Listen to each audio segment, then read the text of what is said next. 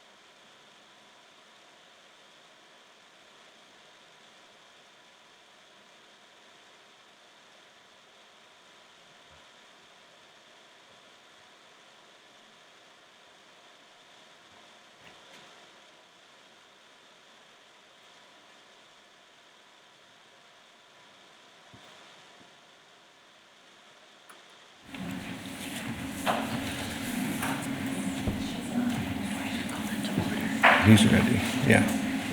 All you do is just say welcome and you'll have it. You're on. I'd like to welcome you to tonight's meeting of the Ames Board of Education. Can I have a motion to approve the agenda? So moved. Second. Moved by Rosser, seconded by Rasmussen. Those in favor say aye. Aye. Opposed, nay. Passes 6-0. Director Rasmussen, if you'll please read the mission statement. The mission of the Ames Community Schools is to ensure that all learners develop the knowledge, skills, attitudes, values, and personal esteem necessary to grow in and shape a changing society. Thank you. Our first item is a public hearing for the 2016-17 budget amendment. I don't think did we receive, there is nobody signed up. We didn't receive anything publicly. Alrighty. There's no signatures. We'll go ahead and take a motion to approve the 2016. I'll close the public hearing. Then I will go ahead and take a motion to approve the 2016-17 budget amendment. I move the board adopt the budget amendment as presented. Second. Moved by Briggs, seconded by Rasmussen. Discussion? All those in favor indicate by saying aye. Aye. Opposed, say nay. Passes 6-0. No one signed No up. one signed up. So can we just skip it? Mhm. So, no one has signed up for the public forum, so we will go ahead and move on to our first discussion item of the evening, and it's an overview of collaboration with Iowa State University, and I believe Dr. Ross and Dr. Strait are going to. Thank you very much. We very much appreciate the opportunity to visit with the board briefly tonight.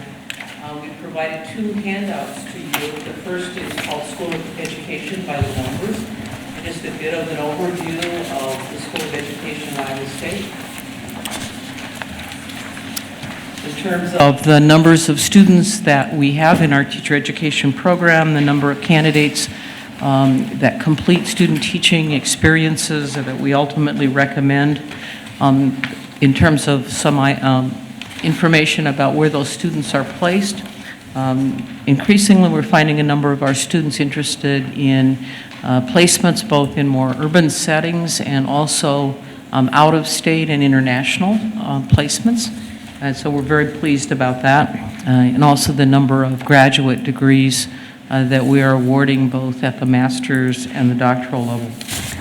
A little bit of other information about some of the accomplishments of our faculty just in the last year, and some of the grant and external dollars that are generated.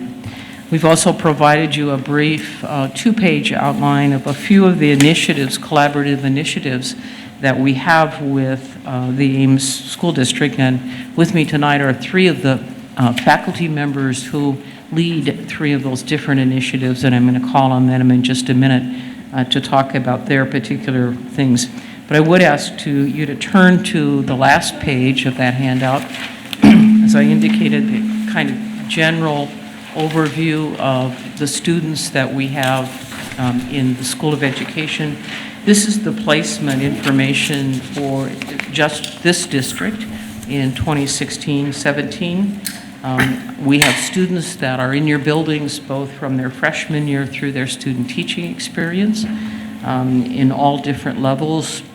Particularly, you're an important district, I think, for some of our special areas, special education. I know Linda Lind will talk to you about that.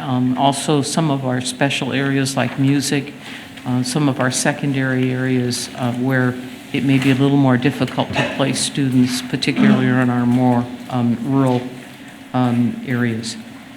So our students are in your elementary schools, they're also in your middle schools and in your high schools. So at this particular point in time, I want to first ask Emily Howell to come up. Emily is new to our faculty this year.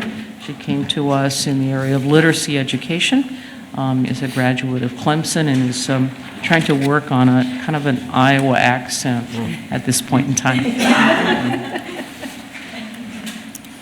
I'm still perfecting my accent. But yes, so I received a grant from the Center for Educational Transformation this year called Making Writing a Digital Participatory Process. And I had the privilege to work with the elementary school teachers in Ames, specifically the 4th and 5th grade teachers. And we're working on developing a professional development model for Ames for how teachers can effectively integrate technology with literacy, specifically with writing. And we're looking to do 3 things in that professional development. The first will be that the teachers will develop their own inquiry at the end of this summer that then they will pursue in the fall with our coaching and support. And that inquiry will be based on what they learned this summer and revolve around writing and integrating technology. And it'll also focus on collaboration, so using digital tools effectively for not only students to create, but to be more collaborative and social. And then finally, that they would use digital tools in the writing process, so that students can not just focus on text, but integrating different modes such as visuals and audio and expressing themselves better. So that's what I'm working on in that project.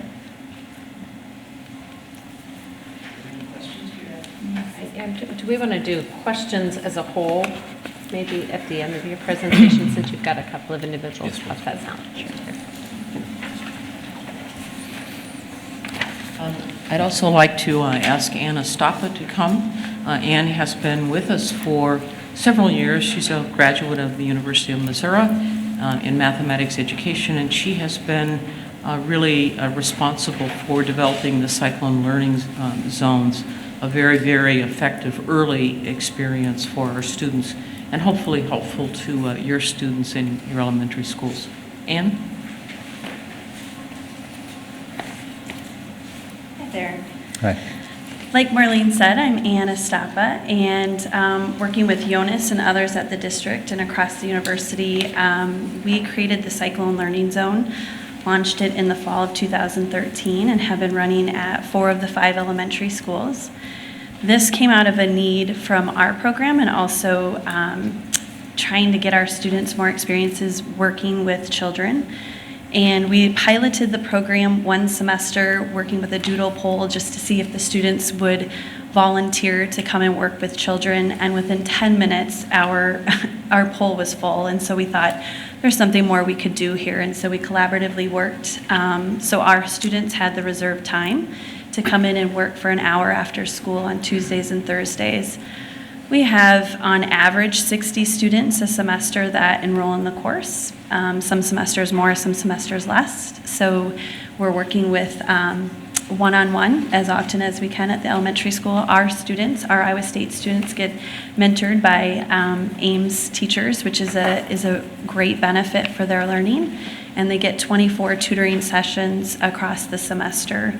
It's one of the experiences as a researcher, and with my boss here, I should say, we've got significant gains, but sometimes it's the gains that you also can't put the number on, and our students really walk away from the experience better prepared and ready as they enter our program. So we appreciate the collaboration. Thank you.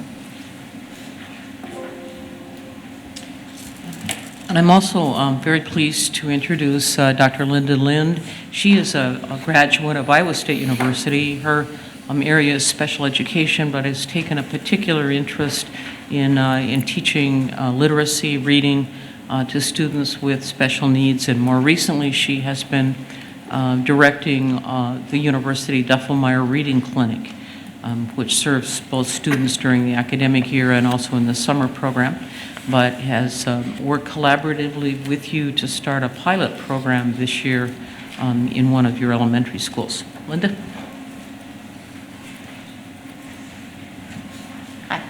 So in the spring, with Mandy and Justin Jeffs, we piloted a small program in Cape Mitchell where we worked with some of the most struggling readers. We only had 4 students in there because we wanted to make sure it was going to work. And so what we do is our students give assessments, formative assessments, diagnostic assessments, where they're developing lessons that are based on each individual child's needs. So they were in the schools 8 weeks, twice a week, and they worked with the kids from 3:30 until 5 o'clock, and we were very happy with the results. We saw a lot of growth in the little kids as well as our older students. So we're hoping to expand that across 4 schools in the spring, once again targeting the Tier 2 and the Tier 3 students who are really struggling in the area of reading.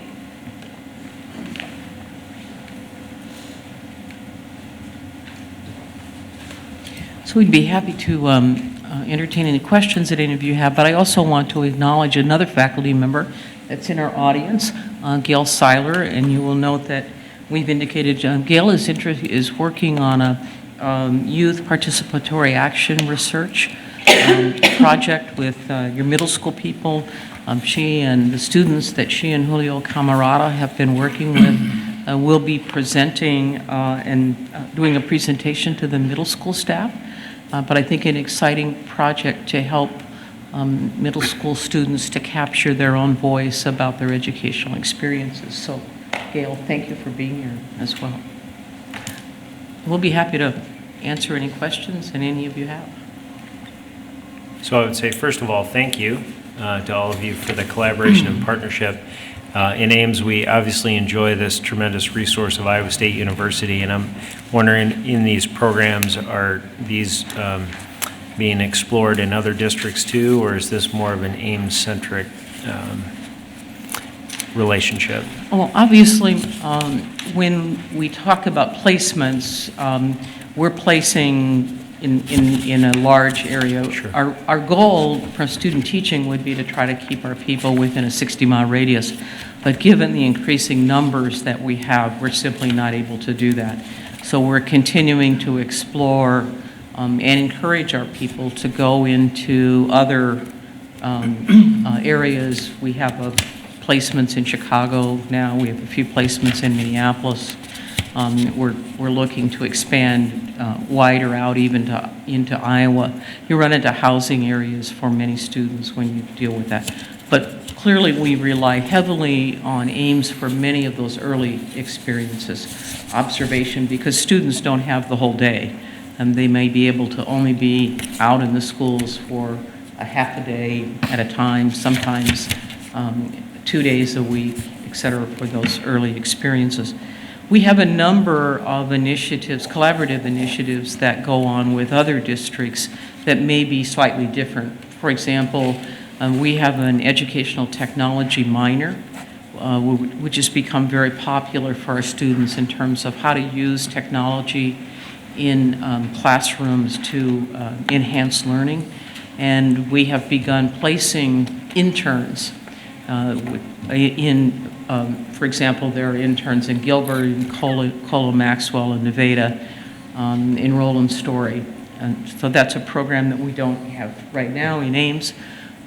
We're always looking for intern sites, but that's an example. We have several pretty exciting programs beginning in the Des Moines Public Schools. So it depends a bit on where our faculty has access and the kind of population that they want to work with, and also the willingness of the school district to work in partnership with us. Great, thanks. I'll echo the thanks. As a parent of elementary kids, I do see your afternoon program in action with some of the kids when I'm at the school getting my own children. But I know that we benefit greatly from the activities and the students that you bring to our elementary, middle school, and high school classes. So thank you very much for the work that you're doing. I would just echo something that I know my faculty tell me often. Without the willingness of teachers, your teachers, in classrooms to allow our students in, some of them with greater skills than others at times, but their willingness to mentor and to help and guide our students, it simply wouldn't be possible to graduate a teacher that could go into a classroom and be successful. So we really, really sincerely appreciate that. Yeah, I think back on my days at Iowa State in elementary, I had 3 different opportunities to get in classrooms early, and you know, some of the types of programs that you're talking about. Are there any other ways any other items that you could see besides the technology part that we might be able to see an expansion of any of this to get more students that we could assist you and to our benefit too, because that obviously needs to be mutually beneficial. But I could turn to some of my people here. I know Anne has had some thoughts about some things that she's just initiating right now that would like to expand. Maybe Excuse me. have something to say. Anne, you want to talk a little bit about? Sure. Uh-huh. My whole wish list? we'll hear the whole wish list. That's fine.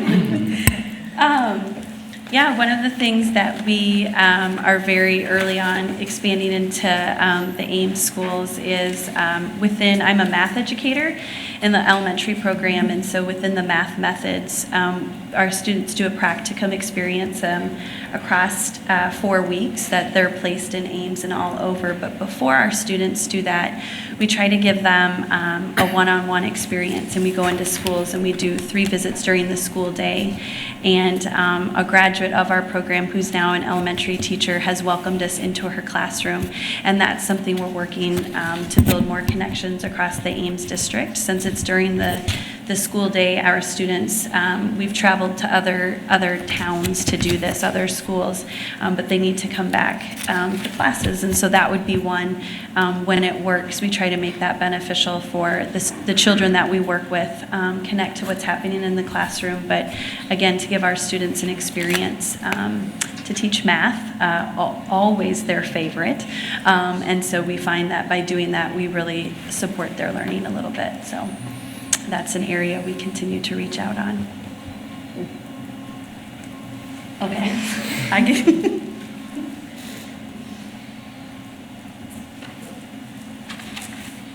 I just wanted to give a little plug for our literacy coaching certificate. We have been a program or certificate since 2012, but we are available on an online platform to give teachers the capacity to go back and explore different literacy issues and get graduate credit for that.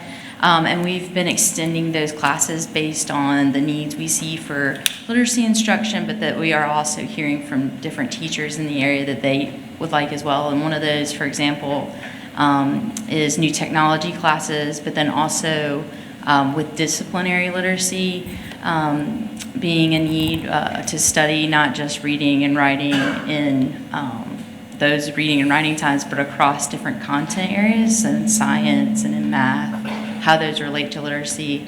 trying to meet those needs. So if any of your teachers are interested in that program, it's available.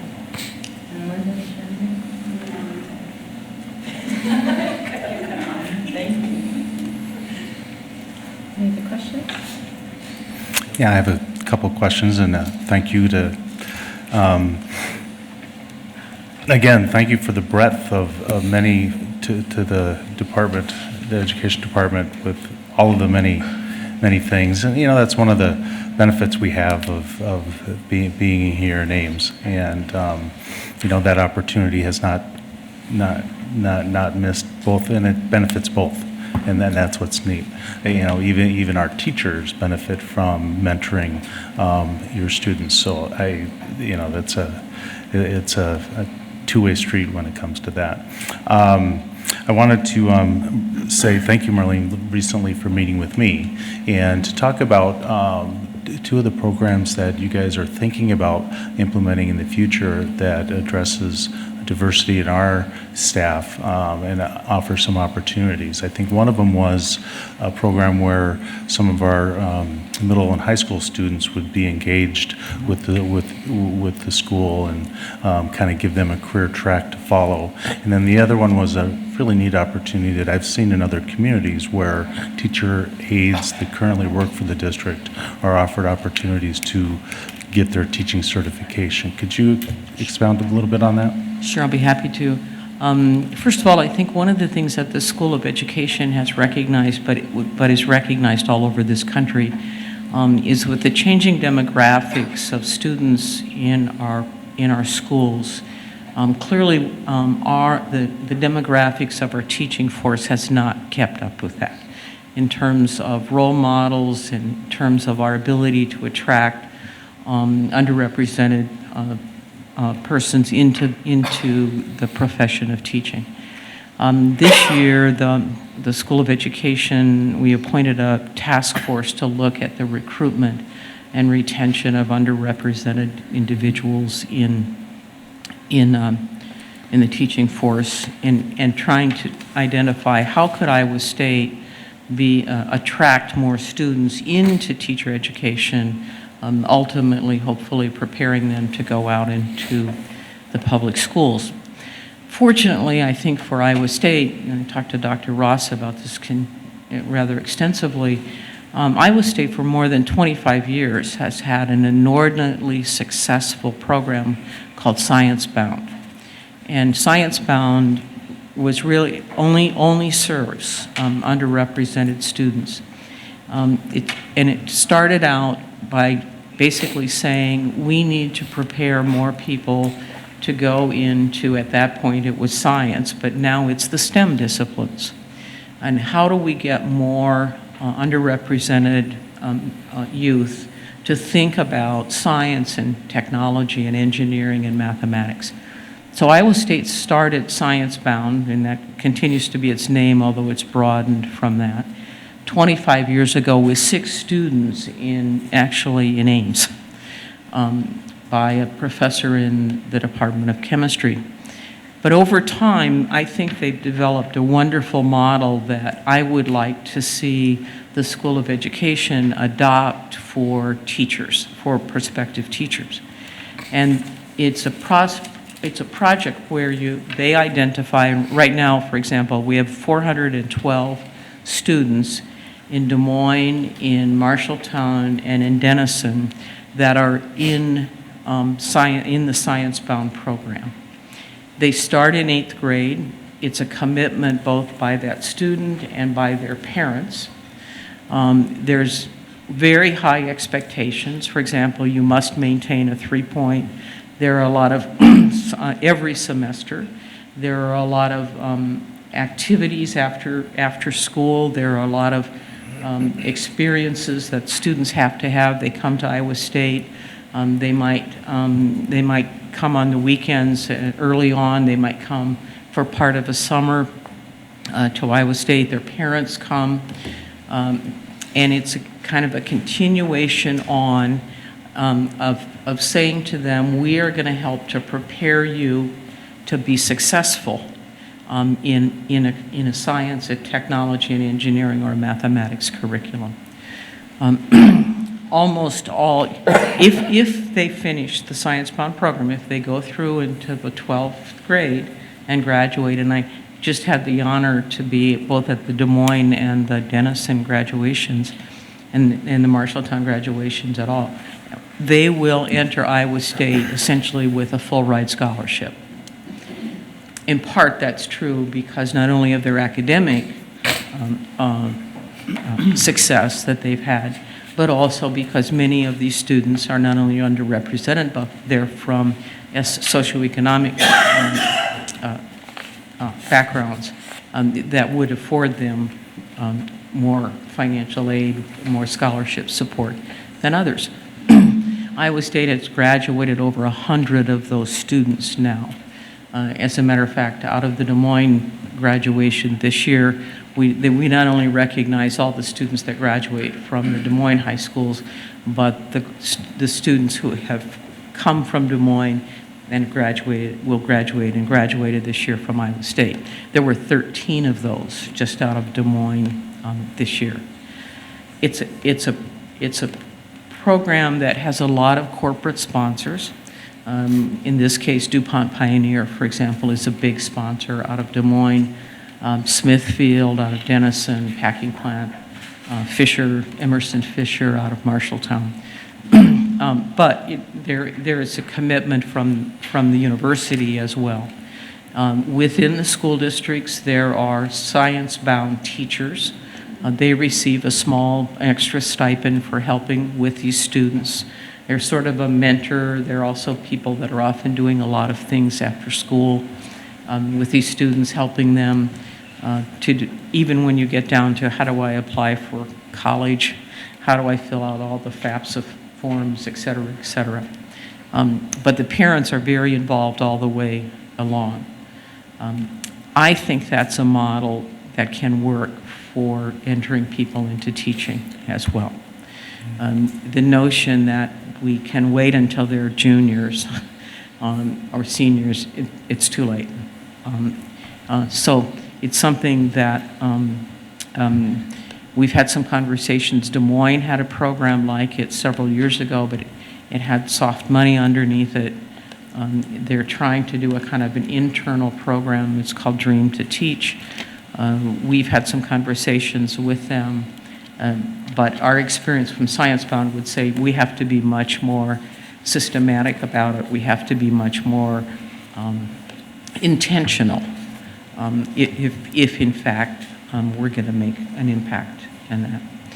A second program that I'm familiar with from my time in Colorado was in fact the Denver district, which has a large number of paraprofessionals in the district who may have had some college, may not have. In Denver, of course, a significant number of their paraprofessional people are also of underrepresented ethnicity. And at that time, the University of Northern Colorado actually took a program to Denver and said, we will create a teacher preparation program in which the paraprofessionals, part of the field experiences that we've just talked about, students receive credit for those as they're doing their paraprofessional work, but then they go through as a cohort group and they take classes, and the Denver Public Schools then guarantees if you finish your degree and you want to seek a position in our district, that you may do so, that they'll guarantee to hire them. That's obviously an important feeder for Denver. Denver has a lot of trouble recruiting people into the urban schools. And so that's kind of a grow your own approach that they have taken as well. Does that answer your question? Yeah, thank you. Yeah, I was really intrigued by those two program ideas. One, identifying the students and getting them into a similar program, because my feeling is that the Ames community and surrounding community would be supportive, whether it be corporate sponsorships or others to build a similar, because it's always the problem of getting, students of color interested in being in the classroom at an early age. And then the other approach is identifying those, currently our educational assistants who, at the time, right now, might not want to make that commitment to a full-time job. They like the part-time work for a variety of reasons, because of the age of their children usually. But after that, as their children grow older, who better, who's already been in the classroom working and gaining real experience. It's an easy step for them to then, get their certification through a program such as that. And again, it's kind of like growing your own when we're looking for diversifying our staff. Yeah. Thank you. Thank you very much for coming Thank you. tonight. Are there any comments from the public?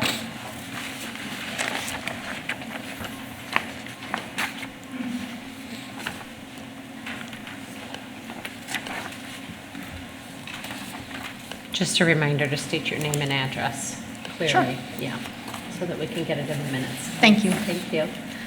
My name is Karen Stein, 2503 Ridgetop Road. My kids used to go to the Duffel-Meyer Clinic when it was with Dr. Bear, and I am really enjoying what I'm hearing and the growth that I'm seeing, where children are not being forced to fit a program, but we're looking at programs that fit children's and students' needs. So I think that's wonderful, and I applaud you for that. Dr. Lynn, I don't know if you remember, you and I had a very extensive conversation on the phone last summer. Yes. And one of the things that we talked about was how to assist students with learning disabilities, such as dyslexia, ADD, ADHD. I know at that time we said that the Duffel-Meyer Clinic wasn't prepared to take that because of the time commitment. As far as the consistency in teaching and the continuity in teaching kids that are struggling in that area, kids with learning disabilities. I love the fact that you're coming into the schools, and I'm not trying to be rude to any of you, and we're teaching kids and we're giving them these services, and it helps everybody, which is awesome. But I still have that question. How does your program, first of all, assist the kids that really struggle in reading and math and writing, such as dyslexia, ADD, ADHD, autism, Asperger's, and so on? Are you concentrating on a group that does not include these students? Obviously I'm not forcing you to do either or. I'm just wondering, where does that fit in? Because this would either help my child or, like we experienced with Wards Their Way, regress them, because it wasn't a program that was specific to his needs. Thank you. Thank you. I think I saw Helen.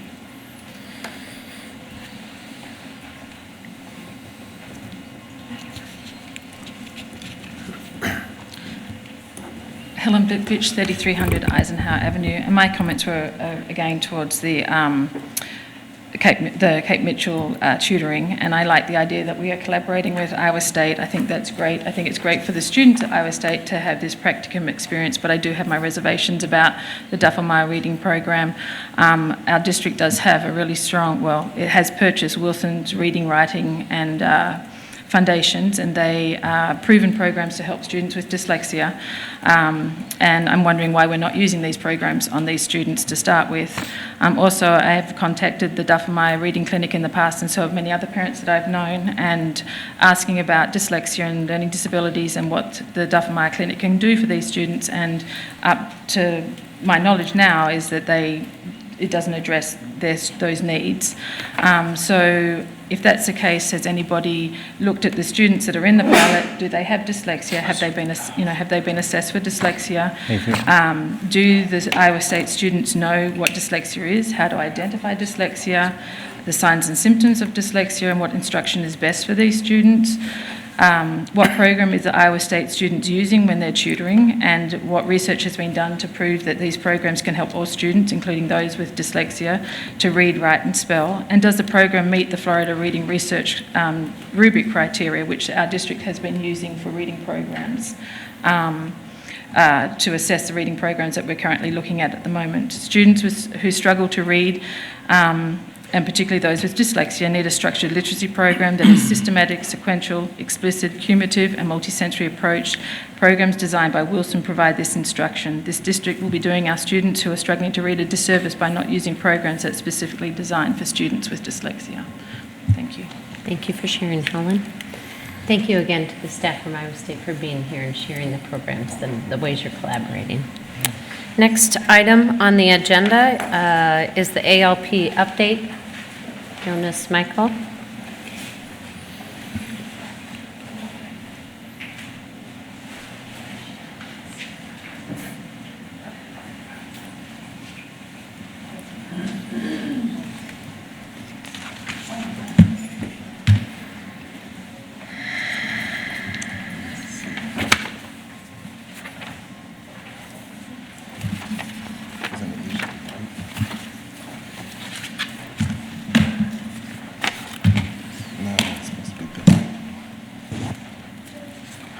Small one, I think, Jonas.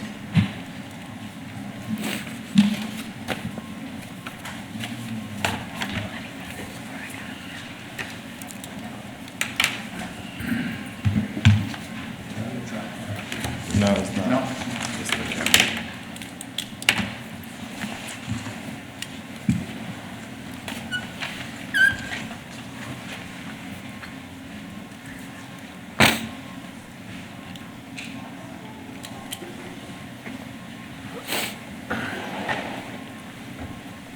All right.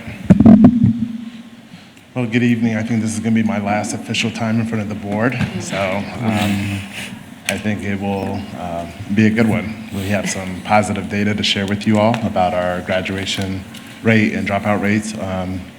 And I have Spence here with me from the high school, who's going to also share a little bit about what's happening at the high school, specific to how we've been addressing this over the last few years. To start off with, I wanted to point out some goals that we've established, excuse me, in my department 4 years ago to reduce the dropout rate and increase the graduation rate. So when we looked at the data back in 2013, we saw some things that were of great concern to us, and so we set out some goals, and those goals are listed here. So by 2017, our 4-year graduation rate will be 95%, and our 5-year graduation rate will be 96%.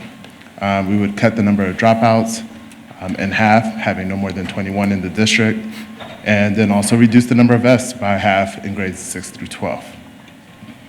I wanted to begin by first sharing with you how we calculate the graduation rate. Oftentimes people think that it's how many seniors you start off in the beginning of the year with and how many cross the stage. That's not the case. The federal government actually outlines how we have to calculate that rate, and so it's actually known as the adjusted cohort graduation rate. It's taking students who enter 9th grade for the first time and track them for all 4 years that they're in high school. And so if a student, as an example, drops out in their freshman year, that number will be reflected in the dropout number, but it will not be reflected in the graduation rate until their cohort, so 4 years down the road, graduates. So sometimes when you look at both the graduation rate and the dropout rate at the same time, you would see that, for example, how is it that you have a 95% graduation rate but only a 2% dropout rate? So those numbers are calculated differently. Wanted to give you a several-year look at what our graduation rate and dropout rate has been in the district. Overall, our graduation rate continues to be over the state and national average. In the 2010-11 school year, you would see that we had 44 dropouts And in about the 2012-13 school year is really when we started to put some plans into place to kind of address our number of dropouts. And we'll see shortly how our efforts have paid off. You'll see in the overall graduation rates, we saw an immediate drop to 15 students dropping out, and then an increase in our graduation rate. One thing you will notice in this next slide is the payoff we had in our different subgroups. That's where we saw the biggest disparities amongst our students in terms of graduation rate. The numbers are probably really small when you look at the screen, but I did highlight a few things. When we started to disaggregate the data, one of the things we noticed, and that was disheartening to us, was our graduation rate amongst our Black students. That's where the biggest discrepancies we're seeing. So in the 2012-13 school year, for those who can't see that number, our Black student graduation rate was 52.94%. When you compare that to the other subgroups, we had a lot of work to do there. If I can read this slide correctly, our white students were graduating at about 93%. Again, in the 2013-14 school years when we began to implement some of the strategies that we'll talk about later on, and we saw some immediate effects, but we also knew that that significant bump needed to be sustained. And so we'll talk about those efforts as well. So as you can see, what the 2016 class from last year, when we look at that subgroup data, we will see that our Black students raised their graduation rates to 95.24. So all but one graduated in that cohort. So that's a significant increase, but it's also a testament to all the hard work that's been happening, not just district-wide, but specifically at the high school level. On this slide, you would also notice that all subgroups in terms of race made gradual increases over those years as well. We did have one particular subgroup that had a drop for last school year, and that was our Asian population. It is an anomaly, but it's something that we are definitely looking at. I believe their graduation rate was 87%. Again, not just stopping at race, we wanted to look at how our graduation rates were showing up at different subgroups. So we looked at free and reduced, as well as students who are on IEP versus non-IEP. Again, you can look at that data for free and reduced. You would see year after year, we've had a gradual increase up until last school year with 85% of our students who are on free and reduced lunch graduating as compared to when we started this work, 78%. IEPs, our low was 63% in the 12-13 school year, and last year was at 77%. 77%. So to talk a little bit about the research, one of the things that we knew when we first began our work, and the work that I'm talking about, part of it was identifying students appropriately for services. So we implemented what was called the early indicator system at the high school and middle school a few years ago. And we needed to make sure that we were addressing a huge issue that I noticed immediately when I entered into this position was sometimes we weren't serving the right kids. And when I say the right kids, based off of what the data was the data that we were able to get from our Infinite Campus, which was attendance, behavior, course performance, and test scores. When you look at the research in terms of effective strategies used to mitigate this, those are the data points that you would need to look at. Another particular thing that we needed to look at was how our students were transitioning into ninth grade. More particular with students in ninth grade was how they were doing in their English courses and in their math courses. Again, we'll touch base about that in a few seconds. I just talked about this. These are the factors that we looked at, or the indicators to help us to predict likelihood of dropout. Attendance is an issue that we continue to battle with, and it's something that we are working on in collaboration with an agency called Attendance Work to address chronic absenteeism. But we do have a population of students that are missing more than 20 days of school, so we need to find effective strategies to continue to address this issue. Again, we look at behavior and course performance as other indicators to be able to address and mitigate this situation when it comes to graduation. When we look at improving our graduation outcomes, we look to these three strategies, prevention being something we focus on the elementary and middle school levels. We also have some things in place at the high school level to help us to address some of the root causes that we've been seeing for dropping out. Intervention and early identification is something I discussed earlier. Our EIS system has been critical to helping us identifying the right students, but then also providing, I would say, appropriate interventions that address their specific reasons as to why they're showing up on our EIS list. And then the last strategy would be re-engagement. One of the things I consistently talk to my staff about is when a student makes the decision to drop out, or when a student drops out from school, when we go to re-engage them, we can't re-engage them into the very system that they just dropped out of. So we have to find creative ways to re-engage them in a different way. So one of the strategies we use, for example, is our ALP courses, but then we also have some out-of-school programs that help address students who are not able to be successful in the high school setting. Spencer's going to talk a little bit about the efforts that they've been doing at the high school. Yeah, I think maybe the one that was left off the list, it should be on the number one, is we really work hard, students coming into the building on working on building those connections. We do a lot of activities to make sure with our staff and with our students to make sure there's at least one positive connection within our school. And then we double that by making sure that they're involved in the high school, not only obviously in their academics, but as well as any type of club, extracurricular activity, things of that nature that will tie them to the school and make them a part of the school. We want to embrace everybody that's coming into our building. We started, and I can tell you that a lot of the high school work has definitely been a collaborative effort. Jonas has been unbelievable for our, just to be able to sit down and talk to, run across ideas and get things implemented. And, you know, we've been able to improve and will continue to improve. In my opinion, one student is too many.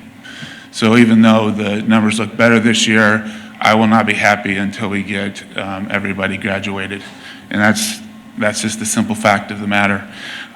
Plus period, we implemented 2 years ago. It's a 30-minute period that pretty much everything in the high school stops during that time. And our kids have 3 opportunities: an intervention where teachers can grab students that are doing poorly in their classes to work with them in a 1-to-8 ratio. We also have support where they can sign up, so if they didn't quite understand the math lesson for that day, or are wanting someone to proofread their paper or something of that nature, they can do that. And we also have an intervention extension in that plus period, so those students that have gotten the material that want to look at moving forward can do that as well. And we rotate that on in the core classes. As far as that intervention, we rotate that once every 4 days, so they're able to get to those students that need that help before they fall desperately behind. We've also had additional instruction with math and reading. Those are our 2 key elements, especially from that transition from 8th grade to 9th grade, is to make sure that we are successful in passing all of our core classes, especially algebra and English 9. That's our key indicator that we're starting to go off the tracks if we do poorly in those 2 subjects. So we hit that early on to make sure that we're giving those students the support that they need to pass those classes. We have Project Connect that's after school that also keeps students involved in their academics. There's fun activities involved in that, but it's another place, given the word connect, it's another place for them to feel connected to the high school. And we're very proud that that has moved up from the middle school to the high school. And there's just as you can see, there's a few other things, and I won't read all of them to you, but one of the majors, we're looking at our ALP program. We're compacting courses, and so it just doesn't look like we're putting you in an ALP course with smaller numbers, and it looks exactly like it does in our Gen Ed 9th grade English. We're compacting things to make that semester go a little quicker so kids can recover credits. We're looking to, so they're showing their competency instead of just, here's lesson 1, lesson 2. You're able to show that you're competent in those areas and move forward to allow students to able, in that opportunity, to able to recover credits. We also then have a credit recovery program in the summer. One of the things I'm very, very excited about is the addition next year to our school and family advocate that will have a social worker degree that will be able to work on that top absenteeism that we have right now and really be able to dive into that, whether it's a school issue, family issue, community issue, what is the issue that we can contact and pinpoint so that we can help those students be successful at Ames High School. The other thing that we work with quite a few agencies in the community, YSS, LSI, a lot of agencies that students that are struggling with anxiety or are struggling with some type of health issue, that we can get them the support so that they don't continue to fall behind and that becomes a helpless feeling. We always want to make sure that we're pushing our students towards that graduation. As you can also see at the data that Jonas showed, we do have, sometimes it takes a little bit longer. Our numbers do move up in year 5. That's not a bad thing. We want our students to graduate, and so we want to keep them connected, keep them engaged, and even though maybe they didn't get quite across the goal, the stage in year 4, we're still after them to stay engaged to make sure they graduate in year 5 and have an Ames High diploma. Another thing that Jonas has been instrumental in is the pathway to college that DMAC has offered in the Net High. We use that for 10 students a year that really need massive credit recovery programs, and they're able to help us with that. And then they also get an Ames High diploma, so they're not working on some other diploma, a DMAC or state diploma. They're working for an Ames High diploma that's tied through our school. So that, in a very brief amount of time, and I don't want to insult you by reading everything, but we are trying a lot of things to keep our students engaged, to make sure that each and every student graduates from Ames High that walks into Ames High's doors. The next steps, obviously, we have to react to the chronic absenteeism. If you think as a parent that, and I said this the other night in our orientation, you think as a parent, if I miss 2 days a month, that doesn't seem like that much. But if you do the math, that's 18 days a year you're missing in academic time. So not only does this have to be at the forefront of all of our pre-K, elementary, middle school, high school, it's got to be a community issue. That we got to make sure that we have students that are at school. I want to make sure that everyone in the high school, just speaking for high school, is held accountable. It's hard to do that when the student's not there. So we have to really take on the absenteeism head on to make sure that we have our students there to make sure that they're learning the material they need to be successful. Obviously, we're going to continue to identify and implement social emotional learning. That is a Why Try program that we had training on last year. And it simply is why try, and it goes through why do you need to be successful, why is there a high school diploma. So we're working on identifying that with our incoming 9th graders so that we can attack that in a plus period and another. We've incorporated another period within the day to hit our students with that so that it keeps them engaged and keeps that carrot in front of them of why it's important to graduate. And then the last thing is continue to look at different ways to recover credits once they have been lost, especially if they're, for both situations, we deal with issues of students moving into our district that are already behind in credits. What do we do in that situation? Some are severely behind.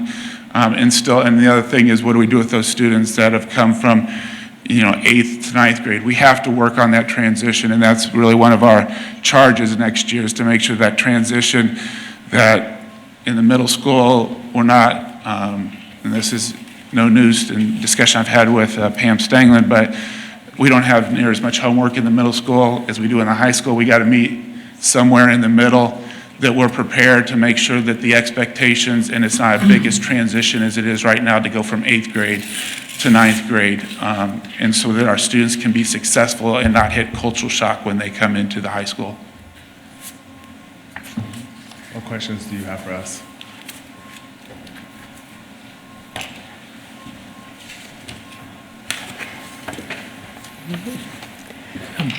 I just have a, All of us all at once. go ahead. We've been talking for years about absenteeism. I know we've been talking about it for at least 8 years. Other than chronic illness, have we identified why students don't come to school?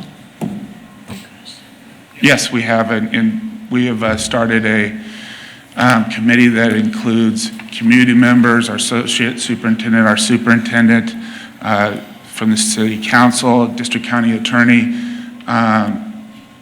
and we've had a lot of success of just talking about those issues. And we are, you're exactly right, chronic illness, mental health is becoming another big issue that we have. And no easy way to say this, no easy way to say this is just maybe not seeing the importance as a family of being at school. We have a lot of what we call, it's listed in Infinite Campus as PE, as parent excused. So what am I excusing? Well, we get out on Wednesday. I'll give you an example. We got out on Wednesday for winter break last year. A lot of parents pulled their kids on Monday and Tuesday because they wanted to take that week for vacation. We see a lot of those numbers add up. Leave a little bit early for spring break, leave a little bit early, go to things of that nature. So we have to make sure that our community feels that being in school is important. And then we also, at the high school level, are battling the situation of skipping school. And that's one of the things that we have to have communication with the parents, and then look through our policy. And I know that we're talking about some policy changes with that, as far as looking at percentage instead of days, so that we can move on this faster, because percentage will show up a lot quicker than actual number of days, so that we can identify those students and really go after their lack of being in school earlier. But this is a problem, and sorry to interrupt you there, but this is a problem that starts pre-K, that we wanted to make sure that all of these people are at the table, because with the support of our district county attorney and doing some mediations, we need to get in front of that and bring the parents in and be able to talk about that and what the repercussions of those missing school, what those repercussions are. So in this year's budget, or for the coming year rather, we've allocated money for some mental health professionals. What role do they play in assisting the attendance issue? Obviously, we want them to be hand in hand with our parents, and with our staff. When we have our early indicator system, as we see absences, that if it comes in right now, they'll be able to come out, help, reach out to the community for any resources we have. Obviously, we want to still continue to use YSS, LSI, but we want to make sure that our students that are struggling, our parents have someone that's going to come around them, help them. If it's a situation that does have that, they could hook them up with services, so they just don't feel like they're out there on their own, and why won't my son or daughter get out of bed? And just leave it at that. We have to be able to reach out and have that expertise, if you would, to be able to reach out to those parents and support those children to get to school. Then a couple of follow-ups with the onus. Do we still have lost students, meaning students that transfer and never tell us where they're at, that count in the graduation rate? Yes. Do we know what percentage of the non-graduating people these lost students are? I don't know that off the top of my head. It's something I can share with you in an email. It's not a large percentage, but we do have students who do transfer to we see it more when they're starting to transfer out of the state. Within the state of Iowa, they have a student ID number, so if another district picks them up, then it automatically calculates as one of their students. But Once it starts to go outside of the state of Iowa is where we start to experience some issues with that. Thank you.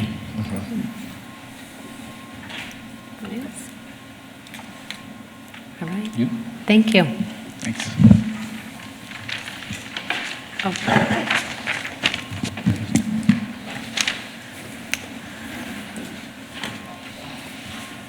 Oh, hold on just a second. Any comments from the public? Quick. Come on up.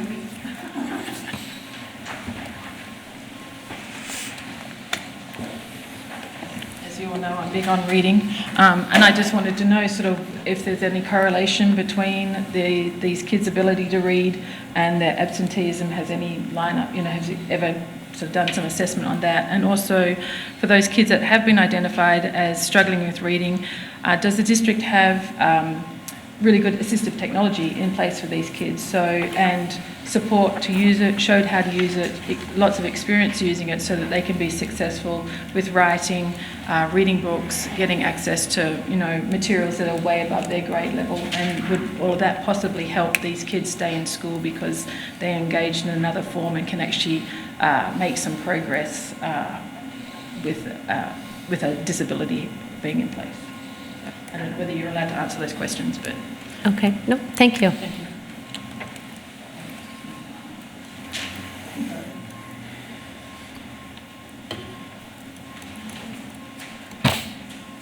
I really appreciate your question, Director Talbot. And I do want to go a little bit further on what you asked, which is, has the district looked at families, minorities, Black, African American, Latinos, and so on, who are chronically missing school, obviously to find out why they're missing school, but mainly also, what is the impact when we have, is it the Attorney General who will come to their house or call on them?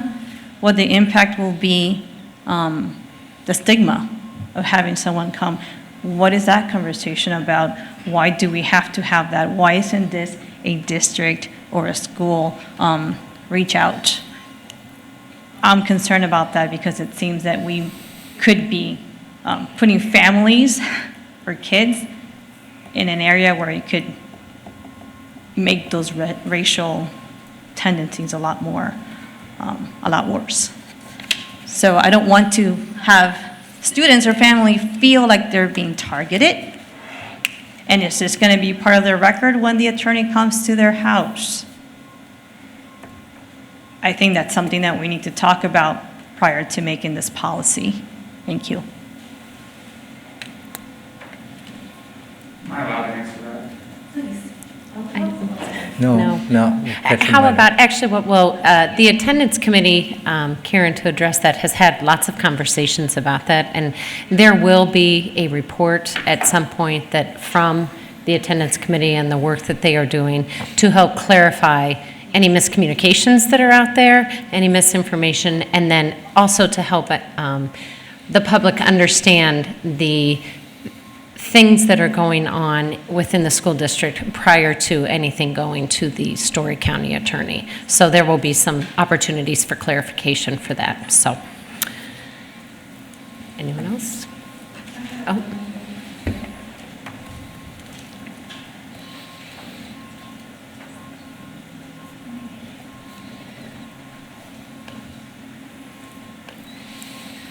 Hi, Karen Simons, 2714 Valley View Circle. I've been hearing lately about a lot of bullying at the middle school, so I think that's one thing we're kind of missing about why some kids aren't going to school. And I don't know if maybe that's with the mental health, if that will be addressed through that issue. Okay. Thank you, and just a reminder, there is a similar position has been approved for the budget next year at the middle school as well.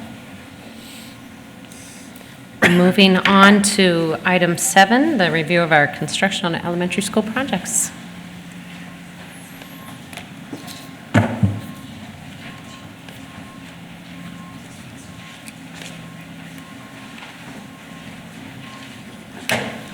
For board information, we have Steve Lang from TOK and also Dan Mills. And these two gentlemen really have been behind the district over the past 5 years with project management relative to all of our general obligation bond projects, including the elementary buildings and also some of our 1 cent tax money as it was applied to this particular building and athletic facilities.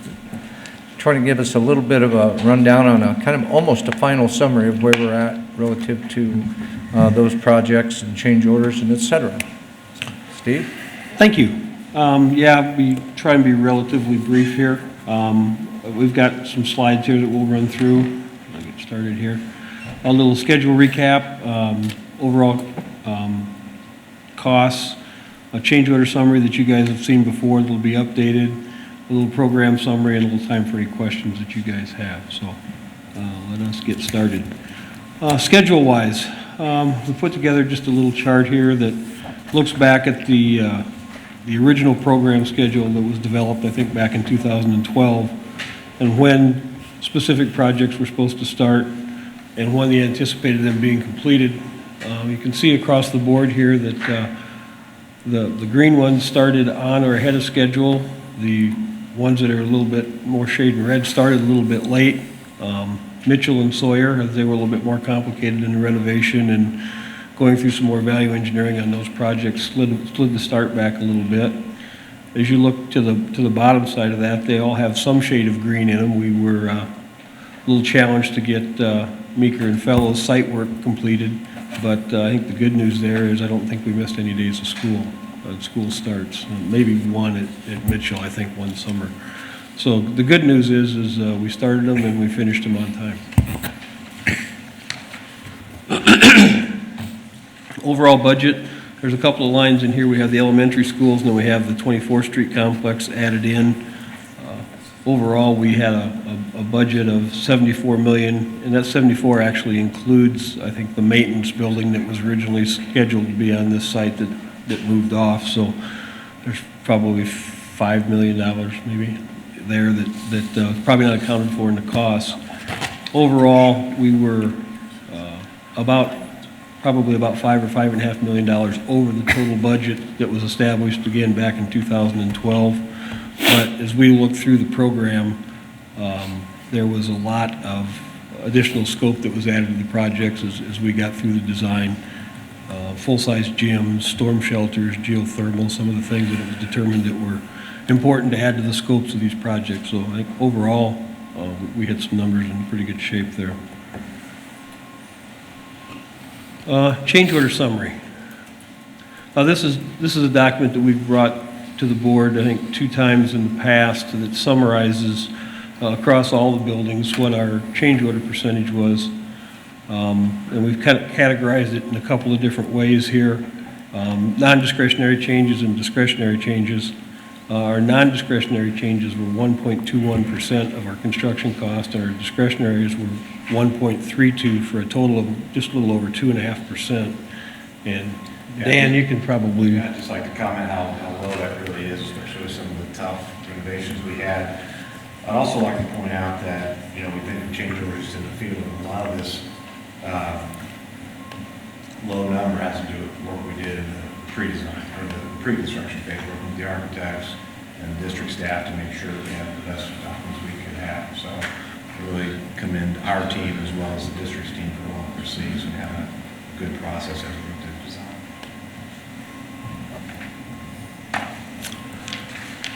Looking at these a little differently graphically, you can see that a good portion of the changes that we had across all the projects were district requests. These are such things as, we decided to put some sod on some fields instead of some grass. We made some pretty wholesale window changes in a couple of buildings. We added some secure windows. So some things that you guys didn't have to do, but you did through the course of the project, made up, just about half of the changes that we had. The other big piece of the pie there is unforeseen conditions. And we'll get into this on a school-by-school basis here in just a little bit.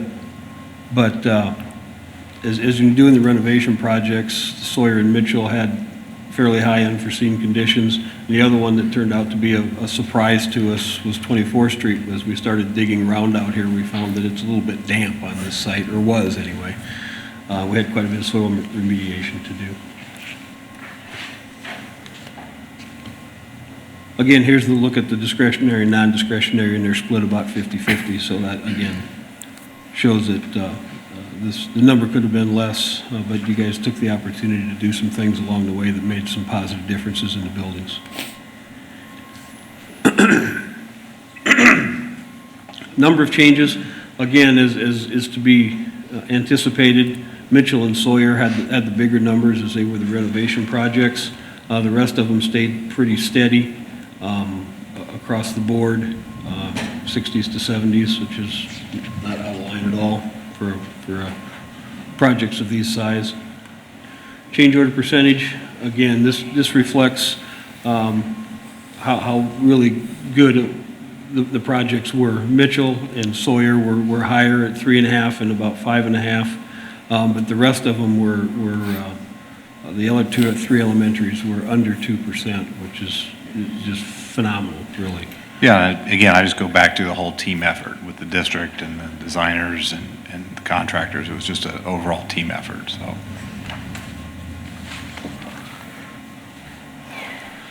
District requests, again, just outlining these on a school-by-school basis. The big two schools here were Fellows and Sawyer.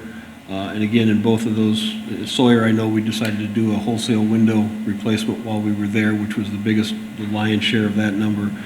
Fellows also was similar. We made some modifications to some windows there and added a bunch of sod in the playground so we could get going there on time.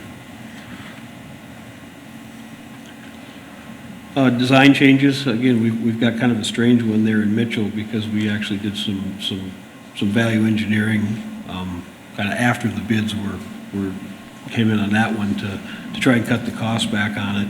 But the design changes, again, were not really that far out of line and anything that's abnormal for what we would generally see. Unforeseen conditions we spoke about a little bit. Mitchell and Sawyer, again, because when you open up walls, you find oopses and oh my goshes. And then 24th Street because of the soil conditions. So again, it reiterates that on a school-by-school basis. Code compliance, again, very minimal across the board. Meeker was a little higher, and I don't remember what the reason for that was off the top of my head right now, but they're fairly insignificant. Design deficiencies, that's where potentially that a design team could have done a little bit better job.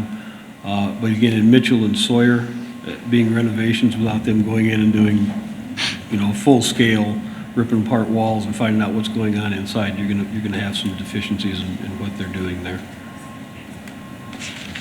And there's the discretionary changes again, with the biggest amount being at Sawyer with the window change. And the non-discretionary, again with Mitchell and 24th Street being the high. Another little brief summary here. Again, we believe that the team with TOK and all the district staff brought these things in on time and on budget. We went out and found some project management software that really streamlined the process for taking care of submittals, pay applications, and all the documentation that goes in on a project. Again, you guys can read this. I don't need to read it to you. Probably one other thing that I want to point out is that we did do a formal value engineering session on Mitchell when the initial budgets on that were really high. And we've got some numbers here in a couple of slides, but we think that's a very valuable process that I would encourage you guys to do on any projects that you have going forward. Just to try and get an idea of some of the documents that were processed through these things. There was approximately, I think, around just about 11,000 documents processed across all of these projects. And you can see the submittals, closeout documents, RFIs, pay requests, and FORs, which is changes. It just kind of summarizes a few of them. But the team, again, TOK and district staff did a phenomenal job of getting all this stuff processed and put to bed in good shape. And just a real quick VE summary on Mitchell. Again, I think we had an $800 and some thousand problem on that project at schematic design. We went back and went through it. It's a process that we did a formal process with that gets all the stakeholders in the room and lets everybody look through all the different phases of the project, come up with ideas on how to do the project better. Some of them cost money, some of them save money. We identified, almost $3 million worth of changes, some positive, some negative, and implemented over $600,000 worth of changes in that process. So again, and I know I've had conversations with Jerry about this in the past, there's always a good outcome when you get everybody involved in seeing the project and looking at it in an early phase to make it a better project in the long run. And it's not always cost cutting. Sometimes you're adding stuff to the project, but it really makes a difference and solidifies the project.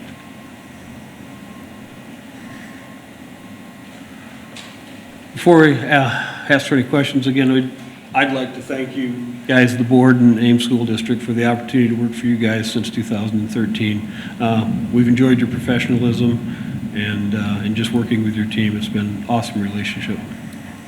Yeah, just sitting here, I kind of realized how far we've come. We interviewed like at 8:30 at night, by the way, which was kind of you'll appreciate how fun that is. But like 8:30 at night, I think, on the second floor of Crawford. And here we are sitting here today, so it's come a long way. It's really cool. So I concur with what Steve said. It's been great, and we appreciate all that you've done. Any questions? Somebody goes back and looks at the tapes, and why would you, from 3 or almost 4 years ago, they'd probably think that I was the guy that was the critical person of having a construction manager. But I do want to thank you guys for everything that you've done. I think it's been a good experience, and it's exactly what you said. I mean, think how far this district has come, and I don't think we could have done it without you guys. For the official record, I have all the documents pulled up on the website, looking at them tonight, and those last 3 slides and then the construction schedule are not the same as what you just presented, so I would like those reflected if we I'll get shoot those these out. forward. We tweaked them a little bit since last week, so we'll send those out. Those would be important to have on the website if anybody wants to refer back to them. Well, we came into this quite a long time ago, hoping to have elementary schools that attracted good teachers, good environment for learning, good environment for our teachers to work in, good environment for our administrators, good environment for our athletes. We wanted to do this project without raising taxes. We've been successful. Taxes have actually gone down a tiny bit. We wanted to do this project on time and on budgets. It's been done. And Steve, we couldn't have done it without you. Your efforts and your people have done this district more than was expected. You know, I'm used to having people come to my office and ask me about suing folks for not doing their job. And usually people are happy when they get what they bargained for. You gave us more than we bargained for. And my sincere appreciation, it's been great working with you. On time and on budget. So I would just ask, every project, every one of these, there's a couple lessons learned, there's a couple of takeaways, there's maybe a do-over. Boy, if I had a do-over, that's how I would do that. How would you characterize these things just for us as a board to get full value from what you learned and what you saw here? Well, I think that, I'd probably go back to, and of course I'm a bit more removed from these than Steve, but I'd probably go back to Mitchell. And I think I'd simplify that a little bit just from the bidding strategy. I think that the reason we did that was to make sure that your representative, TOK, had more control, but I think there may have been some other ways to not have as many packages. Maybe that would be it. Yeah, I think the other thing that I would do is I'd step back one step further and say, we came on board after New Edwards project was already well down the path and designed, and like we missed out on some opportunities early on to go through the value analysis and value management process, and My suggestion would be, let's get started a little earlier and take full advantage of everything, all the services and everything that we can do from start to finish. It's not just construction management, it's really project management, and allow us to do some of that front end work would be the first thing. I thought we ended up doing a pretty good job learning some lessons. Realistically, we have 3 buildings that are a lot alike here. And we did a pretty good job of learning lessons between them, but we didn't get them all. And I'd like to see that be a little bit better.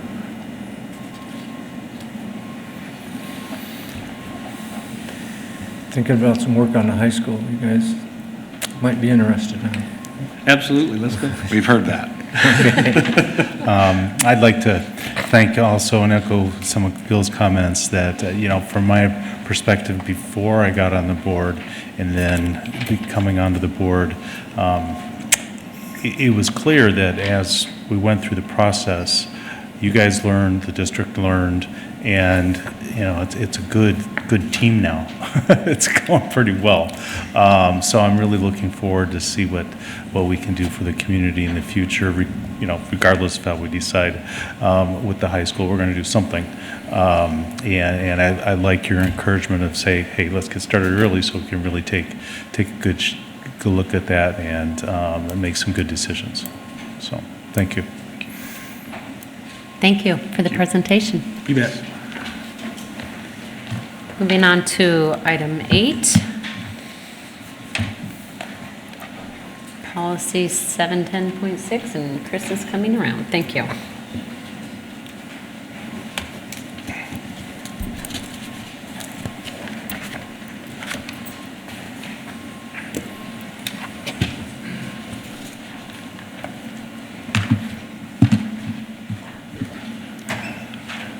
Good evening.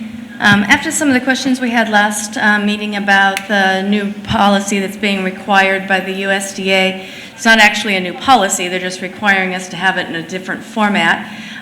We decided to put some information together. I wanted to introduce Kate Siebert, for those of you who aren't familiar with her. She is the director with Chartwells, and so she's here to answer any questions that we might have on how the policy actually works out in the field. So earlier in the year, the USDA, they issued it last year, but it got down to our local state DE earlier in the year, which then sent it out to us as a requirement to have a separate unpaid meal charge policy. Just to give you a little information about where we are, we have just over 4,300 enrolled students. That is the breakdown of how they fall under the free and reduced and paid part of the National School Lunch Program. So far this year, these are the numbers of lunches that we have served. This does not include breakfast, this is just lunches, and the amount of local revenue that has been generated from that this year. This all started back in 2014 with an audit comment, and so I've just given you some history of where we started with delinquent balances. When I got here in July of 2015, the amount of delinquent balances was 109,000. When I ran the numbers as of last week, it was down to 43,115. Of the accounts that have more than $25, we currently have 70 of them are free and unaffected by the policy. We have 12 that are reduced, 2 of which are at the elementary. We have 56, I'm sorry, that should say paid. I made a mistake there. So we have 56 paid, of which 10 are at the elementary.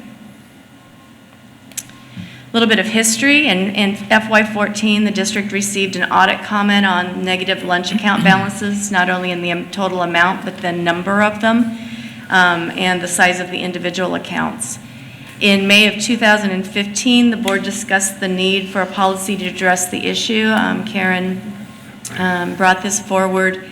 And it was also needed as a response to the Department of Education to correct the audit finding. And in June 2015, the board approved a change to policy 710.1, which at that point was EF, food service management. The approved policy triggers at negative $25 for students who do not qualify for free meals. Elementary students receive an alternative meal, which is one of the choices on our offer versus serve menu. The middle and high school students must pay at the point of purchase if their balance is more than $25. And then for all levels, free, reduced, or paid, there's no discretionary purchases if they have a negative balance. So that would include a la carte, extra meals, extra milks, etc. Other actions that we put in place, at least since I've been here, when I went back and started looking at where some of the numbers for some of the families had accumulated, sometimes it was each year, if you are not direct certified by the state for free meals, you have to file an application. That application expires at the end of September. Sometimes families forgot to renew their application or put a new application in.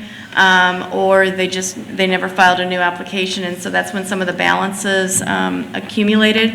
Last year, for the first time, we had Kathy Fitzgerald do her magic with Infinite Campus, and she ran a filter for us of anyone who had a reduced or free application in for fiscal year 16 that had not filed by mid-September, and we sent out email reminders to those who had emails in Infinite Campus and letters out to those who didn't to remind them if they felt they still qualified for free and reduced meals to get an application in.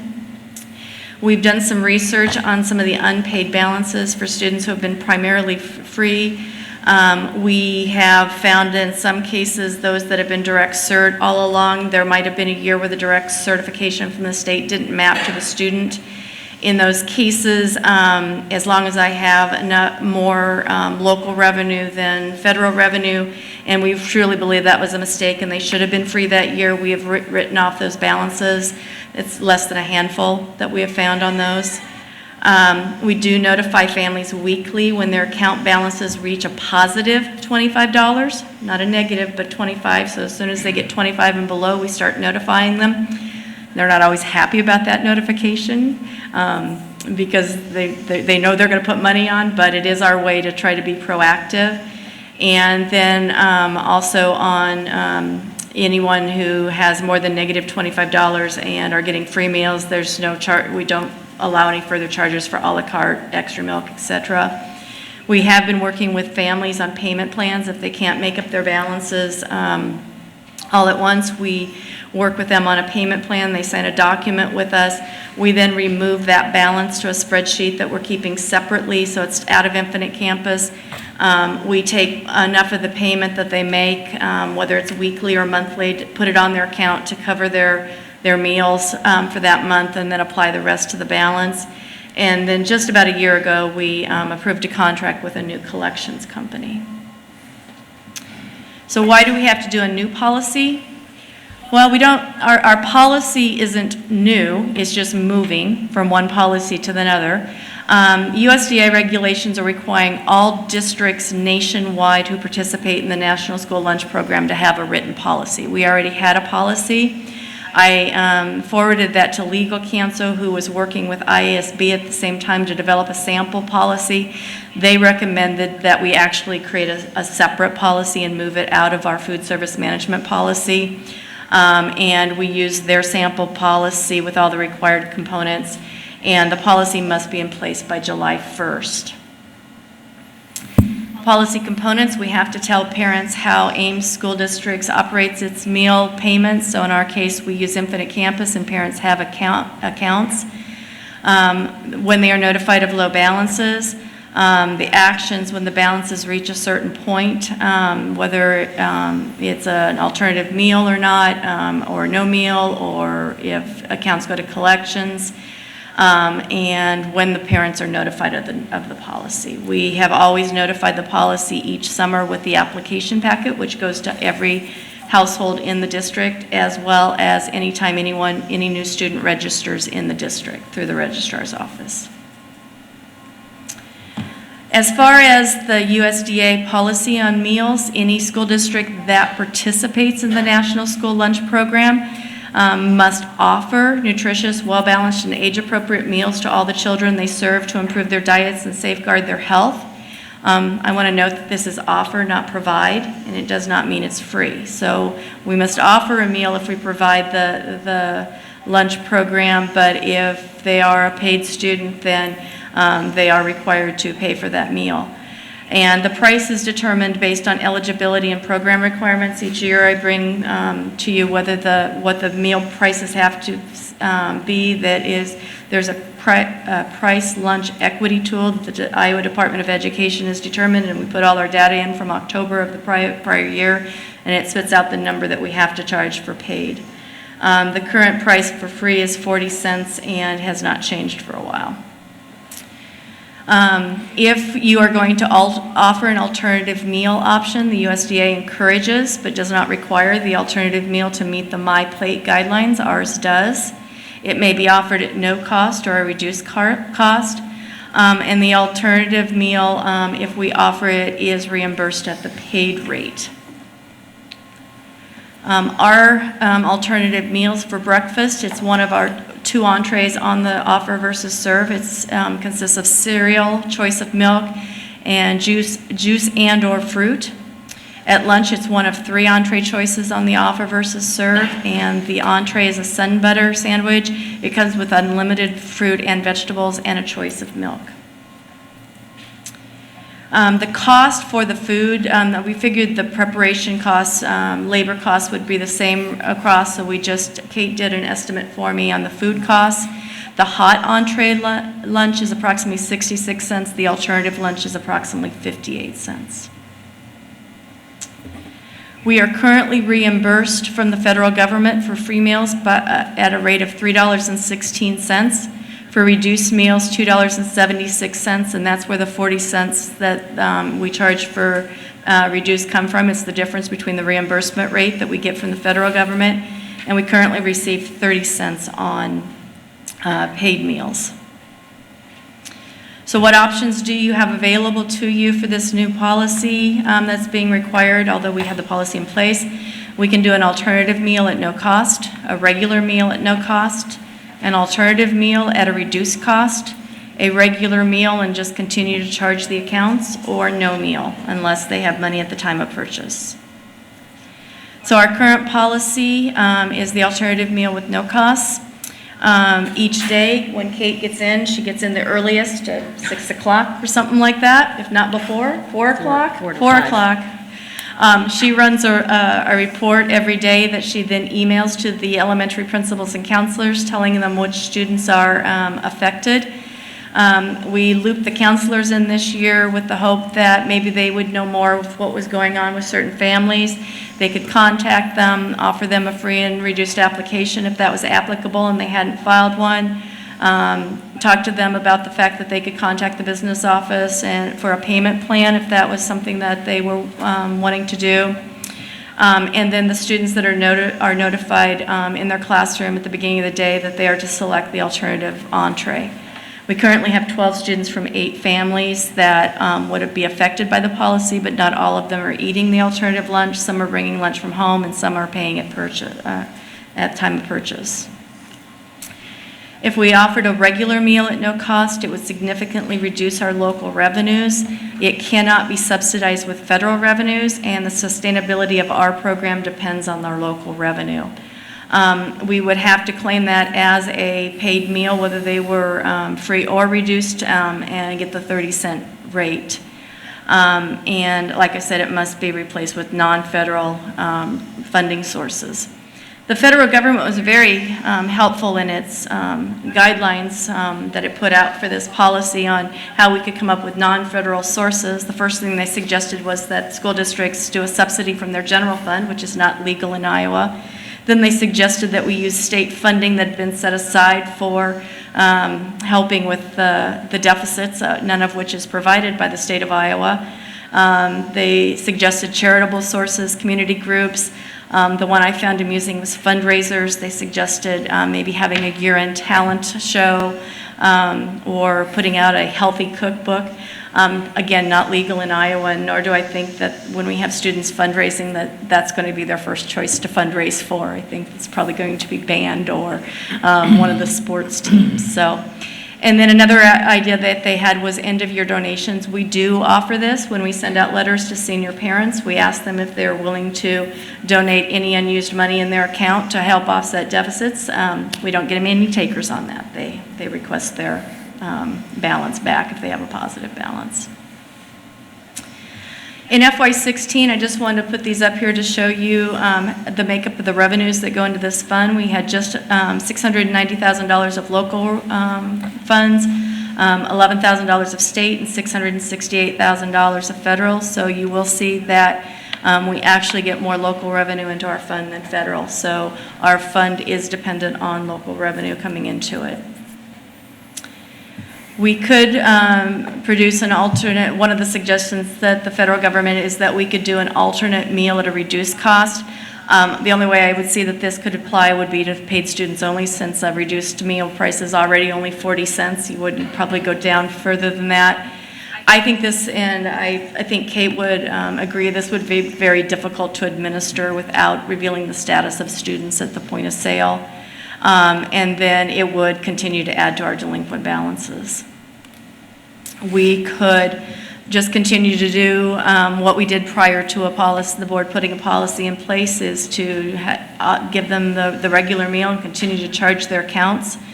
I believe the delinquent balances will start to increase, reversing the trend that has been created from the current policy. We will continue to get audit comments and DE citations. And it basically returns us to prior to 2015, when the board put the policy in place. If we did only took the action of turning accounts over to collections, it doesn't guarantee payment. And we cannot write the accounts off simply because they go to collections. And if any accounts are written off, they have to be with non-federal sources. So we have to have other income coming in to write those accounts off. The last option would be to just do no meal once the balances are over $25. In 2015, the board determined this was not appropriate at elementary, and it was appropriate at secondary. So my takeaways, I think the policy is working as the board intended when it put it in 2015. The delinquent balances are decreasing. Applications submitted are increasing. Each year when I have to respond to the Department of Education on how we're addressing the balances as cited in the audit, I give them the statistics of how many more free students we have, how many more reduced students. So I do believe that we had some situations, because we weren't attempting collections, that people who were eligible for the program simply weren't submitting an application. And I do think the paradigms in Ames are starting to change, and that families are beginning to understand the expectation to pay for meals. I will also say that this has an effect on our general fund as well, because we're finding, especially as we start to send accounts to collections, that if they weren't paying meals, they were not paying fees as well.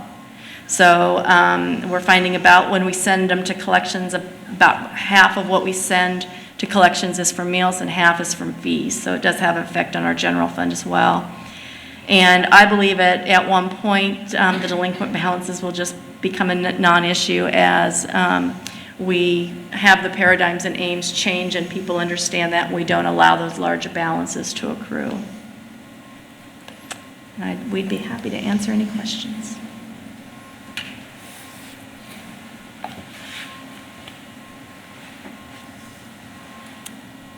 Thank you. I have a couple questions. Actually, and this is under our discussion time, right, Melissa? Is that correct? Yeah. Okay. I'd like to first commend you on, because you started in with the new procedures of not just... July of 2015, right after Correct. it'd been passed, yes. Right. A lot of those procedures, and I remember them, in that prior to that, we didn't get emails. We had to go into Infinite Campus and figure out, where am I? Do I need to put some more money in? And that was I had to actively do that.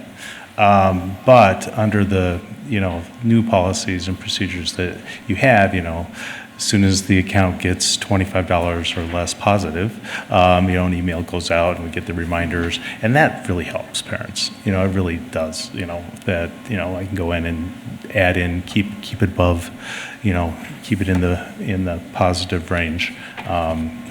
In addition to that, I think the way that you've engaged teachers and the counselors in the schools, and a lot of the steps that you've taken to address this issue, other than the alternative meal, which is what I'm going to suggest that we get rid of.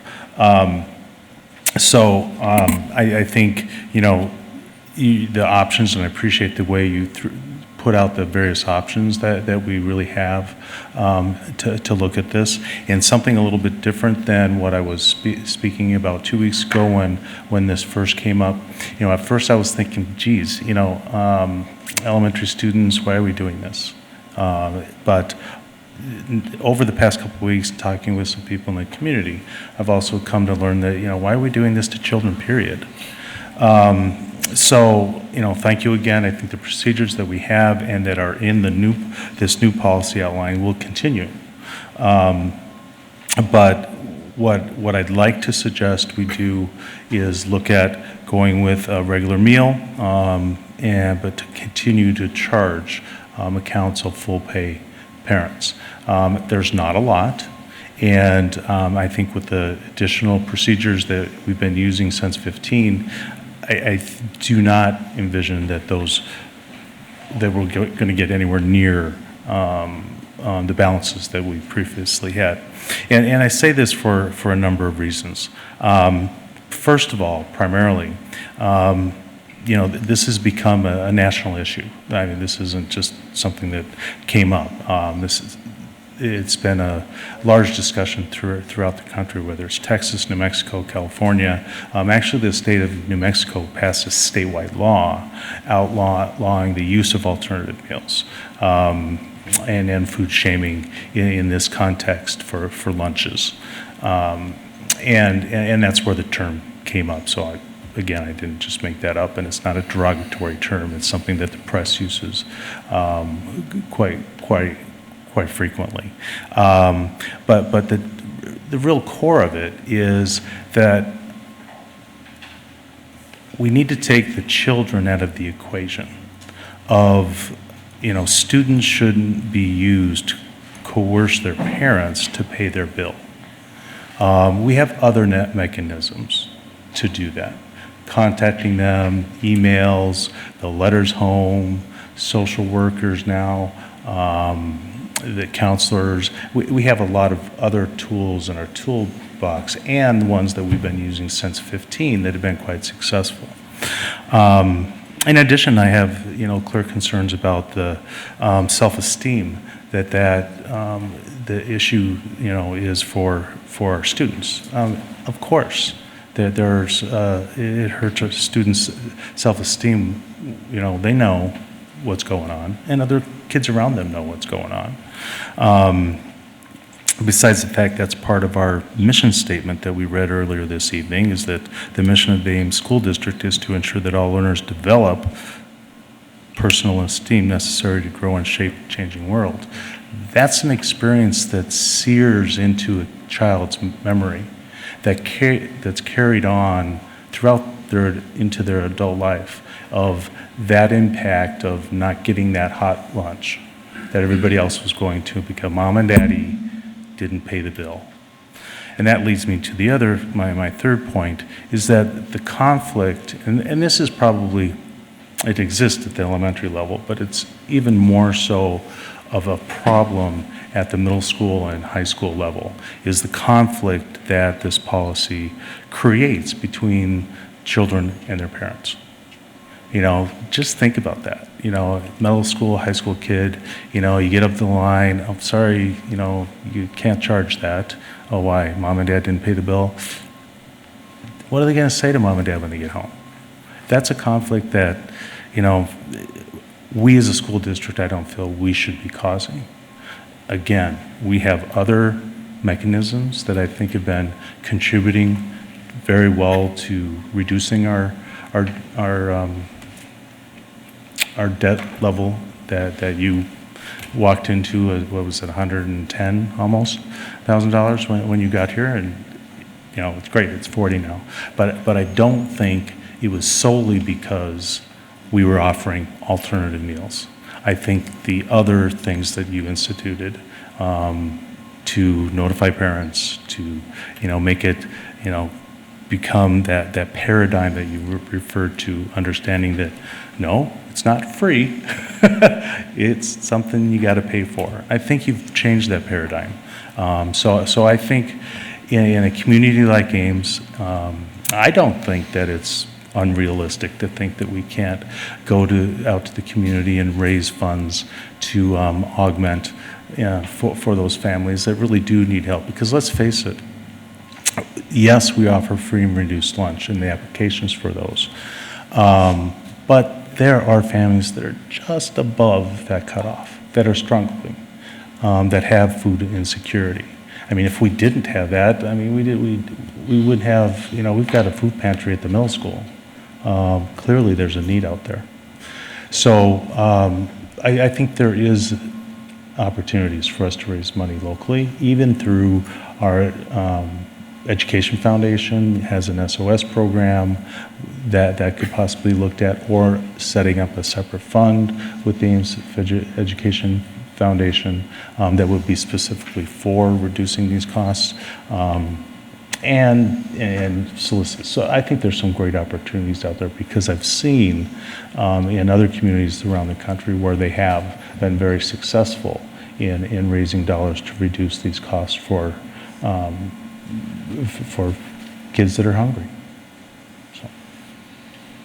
Any other comments or questions? So, Chris, I think you said, and I didn't quite catch it, so when we have a delinquent balance at the end, how does that get covered? Does that come from general fund? Is that, what do we do to cover that? We don't cover it. That's why we're getting the citation, because from the DE and the audit comment is because, in essence, if we allow students who do not qualify for free meals to charge and never pay for those meals, then we are in de facto subsidizing that with federal funds. And so that is why we're getting the comment. The only thing I would say, Mr. Rosser, is that I do think that if that policy for providing any meal goes to the middle and high school, I do think those balances will go up significantly. I think that is where we have seen a lot of the reduction. We also have a lot of students at middle and high school that are coming in daily and paying. So the specific changes that would need to be made to implement my proposal would be this. In paragraph 5 of the pay for meals, we would strike, and that's a one-sentence paragraph, strike the words meals, comma, extra milk, comma, or. So it would read, for K-12 students, when the balance reaches -25, a student shall not be allowed to charge further a la carte items until negative balance is paid. And then nothing changes in paragraph 6. And then paragraph 7 would actually end up being only one sentence, and it would read such as follows. Students who do not qualify for free meals with an accrued negative balance shall be allowed to purchase a reimbursable meal, the hot meal, and extra milk, period. the only thing that we would have to look at is the alternative meal is a reimbursable meal. Well, no, they get rid of the alternative meal altogether. It's the regular hot lunch. I just wanted to state that it is a reimbursable meal, so we'd have to look at that language in the policy. Okay, but isn't the hot meal reimbursable? There's three choices on the offer versus serve at lunch, and all three of them are reimbursable meals. Okay, then maybe we shouldn't use that terminology. Then I should say hot lunch. No, I mean, because that's my intent. Okay. So what I would suggest, Director Rosser, if you could get those suggestions to the policy committee, and policy committee, if you would take this up and potentially, as you all work through it and figure some things out, obviously you can have the opportunity to pass it by legal counsel to maybe provide us with some advice as we go back and look at a revision or no revision, pending on what the policy committee suggests. Fair? And Chris, that would mean we're going to rely heavily on your opinion of what those proposed changes would mean for our purposes. I had a brief discussion with you about some of those before, but we're going to really need a thorough review of if any of that is A, allowed, and B, what your opinion is that it would do. I'm not so concerned with the balances as much as whether or not we're even allowed to do this. But when you give us, in policy committee, you can give us that review. Once you see us propose changes, at our next policy meeting, we can, I will be, maybe Rodney might understand this policy significantly more than me because he's a policy guy, but I will be relying heavily on your opinion. We'll come back and also review the audit that we've received over the last 3 years so that you can see those citations too. And I guess the only comment that I'd make is just the history of, we did, when this change was made a couple years ago, we reviewed a lot of the, we did not specifically go over names of students in policy committee, but there were several citations of families that I would assume definitely had the means to be paying their bill and had made conscious decisions to not pay their bill because they knew that there were absolutely no repercussions. And that was a big part of why this was changed. I mean, we can't do anything once they get a huge negative balance. There was not a single thing that we could do, all the way down to can't withhold a transcript once they graduate, and we can't even force them to pay it at the end of the road. And so the decision was made at that time to put a reasonable limit on there. I'm not going to sit here and say that I'm opposed to what Director Rosser's asking, but I would want a thorough review of what you think that would do to us. Chris, correct me if I'm wrong, but this policy was pulled out separate with deliberate intent because this policy needs to be approved by a time certain. Is that correct? We have to have a policy in place by July 1st. Legal counsel, even though we had a written policy, legal counsel recommended a separate policy, and then we had the other components that weren't in ours, telling parents how we the accounts that we use, Infinite Campus, RevTrack, and then sending to collections and the notification. That all those components weren't in EF or 70110.1. So those were the additional components. They didn't actually change the meat of the policy. They were just things that were now required under the USDA to be in that policy. So they recommended a separate, legal counsel recommended a separate policy. The point I'm trying to make is that if we adopt a drastic change in language in this policy, we may not have the time necessary to go through the proper vetting and approval process before that time occurs. Not that we don't, but it would be very difficult to do so without completely realigning schedules. So then the question would be, if we have to approve this sooner rather than later, if we turned right around and a month later made revisions, are there any negative audit comments? Would that give time to put it into effect for next school year? Or if we approve this on the timeline that you're asking, would it mean that this policy is probably going to need to stay in place for one more school year, and then if we made the changes that Director Rosser is prescribing, that it would be for the next school year? Well, we do have to give this policy out with applications that typically go out July 1st. So whatever we do. We send out free and reduced applications to every household July 1st. So we really need this written as the way that we're going to implement it for next school year? Yes. Right from day one. All right. I would, since everyone else has kind of talked about this policy, and I remember specifically when it was written, one of the things that concerns me about going back to the charge what you want approach is I can think of 3 instances in my own family in which my students were going through the meal line and got their meal, and then, oh, my friend is hungry, and they were allowed to go back through the meal and get another meal. And this went on for a month. And then mom and dad get this humongous bill, the account's negative, it shouldn't be, and oh crud, how are we gonna take care of this? I love my kids thinking of others, but we need to have some kind of protective measure in place to prevent them from going through the line multiple times if we're gonna even remotely consider that option again, and that's a protection for the parents. And it's a tough one. Speaking, just very honestly, as so many kids are coming through, and particularly that probably happens like at the middle school or the high school most, and the volume of kids that are coming through, the cashiers have to keep them moving. Yeah, in this case, all three of these were elementary students. They were elementary students. Yes. We should be able to catch that a lot faster, because most of the cashiers know all the students. I've got a question to clarify something that was said before, because I have a graduating senior this year. When someone is going to graduate from Ames High, and if they have a balance in their meals, they have to pay that before they can graduate, correct? No.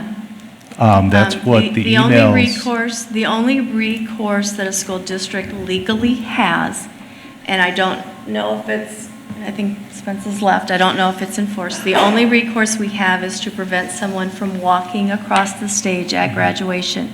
You cannot withhold a diploma, you cannot withhold transcripts. So it doesn't mean they didn't graduate. We're not holding up their graduation, we're just not letting them, we don't have to let them go through the ceremony. Correct, but there's a consequence, because I remember the emails that I've seen. I don't think that's being enforced. I don't think we've ever had a student not cross because of...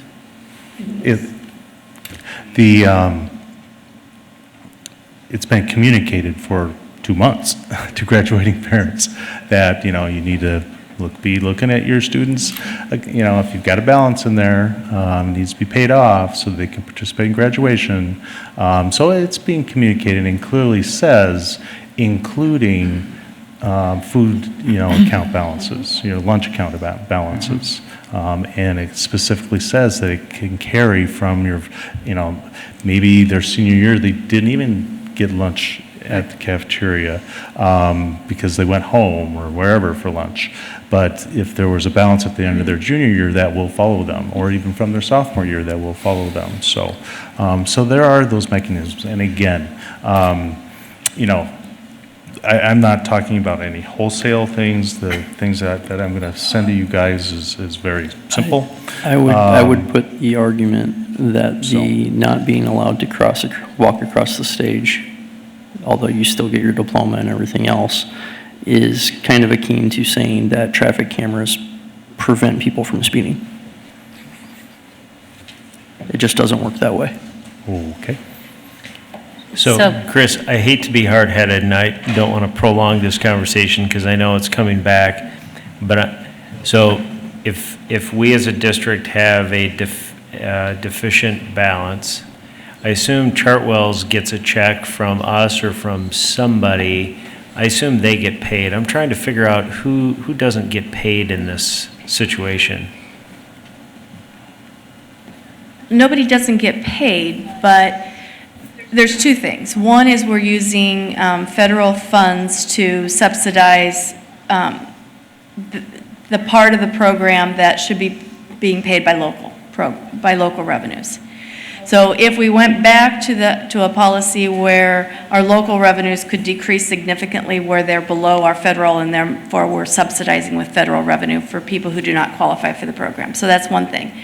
The other is, and I've talked to legal counsel a little bit about this, is that the paid lunch equity tool is based on the amount of revenues that we collect based on a certain month of the year.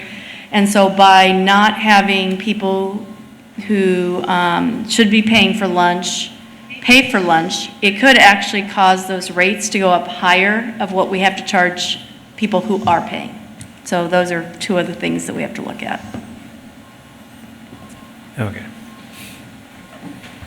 Well, we will look forward to the policy committee's report on this, hopefully at the next meeting, given the essence of timing with this. Thank you. And any comments from the public?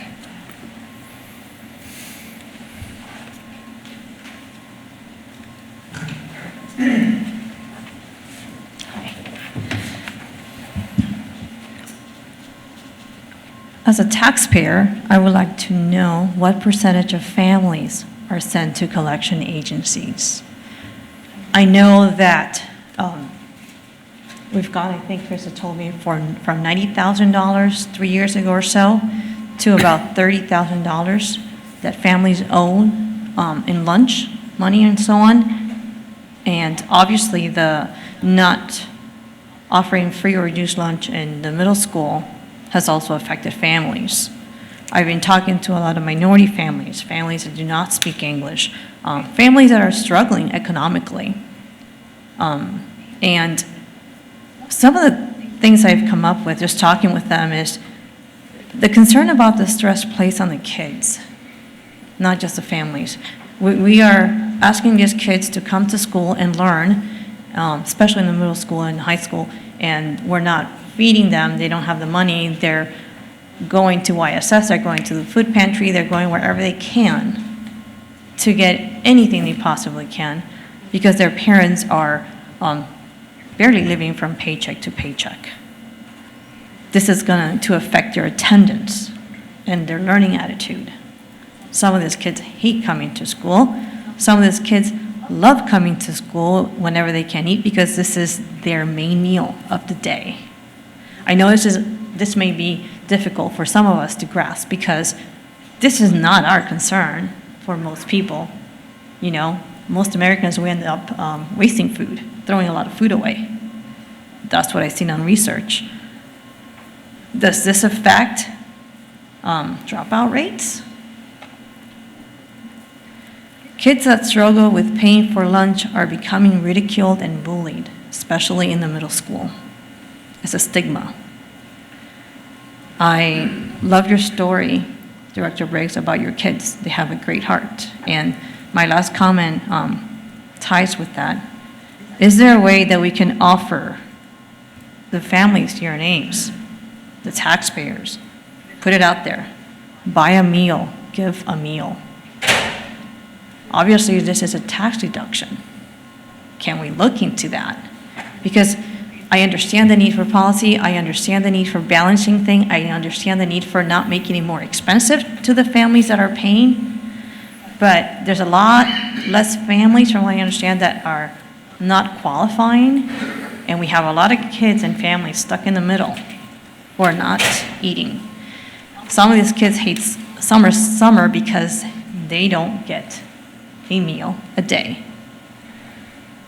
I think we need to think beyond the box here and figure out how we can support these families, these kids, and not make these kids feel ridiculed and let them be bullied anymore. Thank you.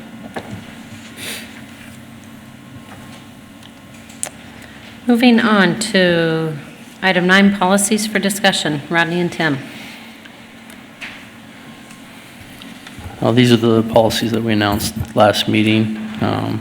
No real major changes in these policies other than the fact that we did extract the information for the one we just discussed out of one of them.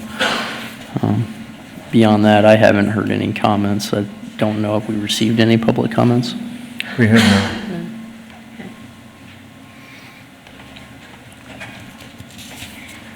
Any comments, questions? Moving on, item 10, committee reports. Oh, sorry, I'll back up. I just realized, any public comments on the policies that are up for discussion? Item 9. Seeing none, we will go ahead and move on to number 10, committee reports.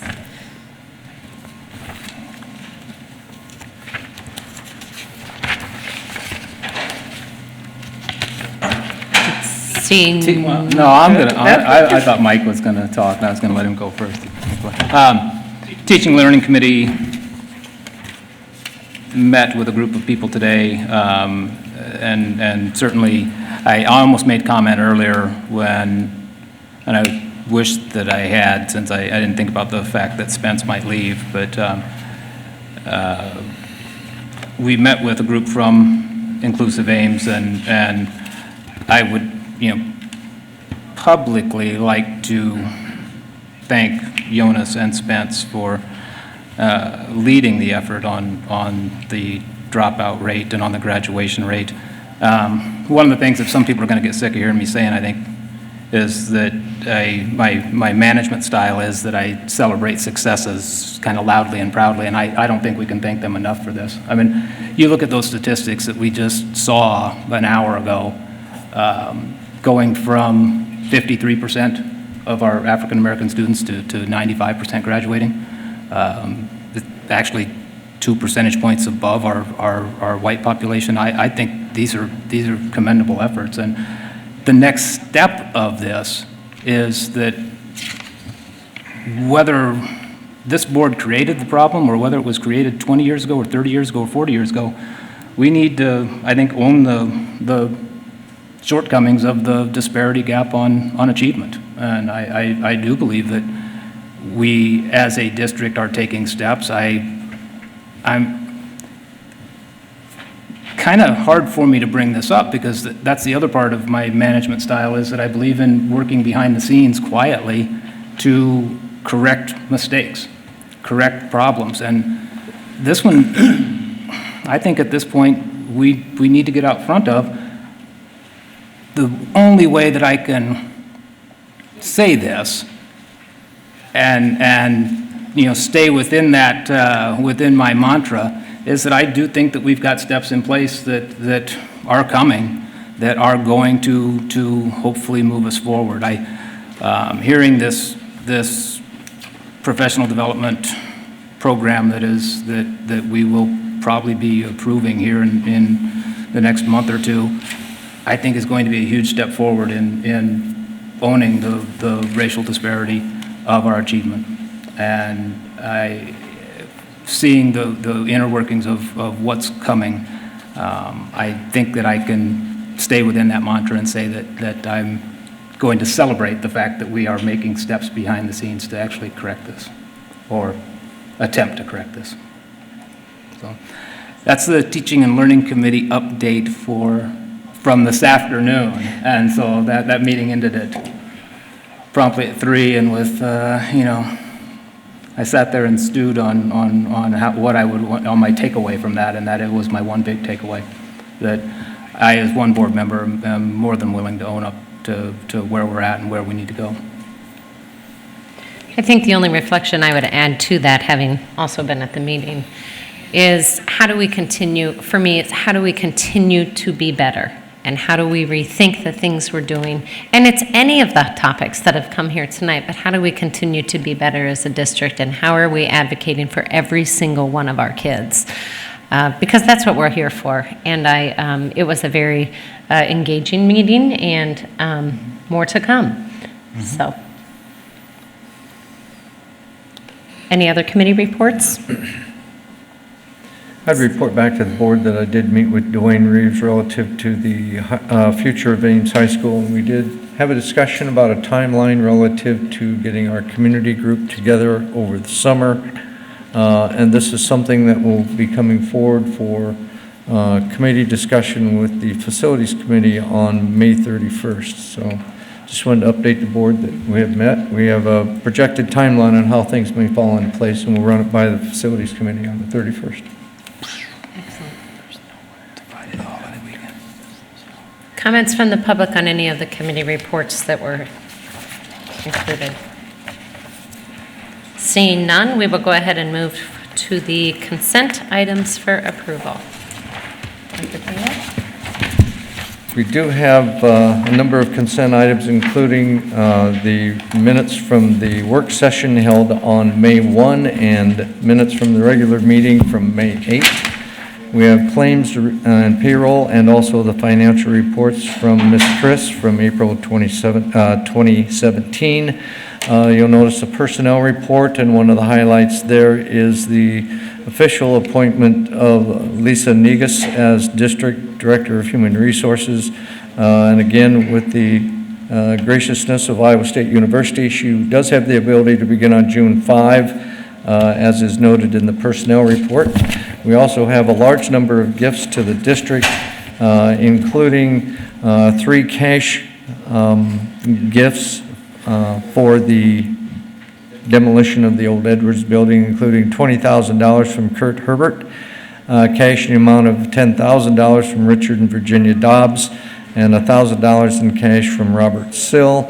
We also have some money from the lunch program pay down from Ollie Hudson, cash in of the amount of $100, 3 gifts to Fellows School, including $30.01 from James McCool, cash in the amount of $200 from Gerda Bawija, and that one goes to Fellows School, and also cash in the amount of $200 from Angela Burt to Fellows School.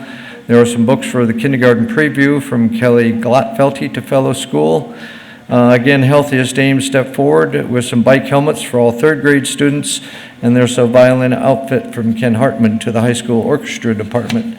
You will notice on the agenda that there are some 5 contracts or agreements on the consent agenda, including the continuation of our juvenile court liaison program, DMAC for concurrent enrollment of high school students, equipment and facility use agreement with Iowa State University for Hilton Coliseum, commencement on May 28th, agreement with Alvine Engineering for professional design services to address the noise concerns at Fellows, and also an agreement with the Center for Responsive Schools Incorporated from Dr. Ross, and last but not least, continuous open enrollment applications. I'll take a motion to approve the consent agenda. So moved? Second.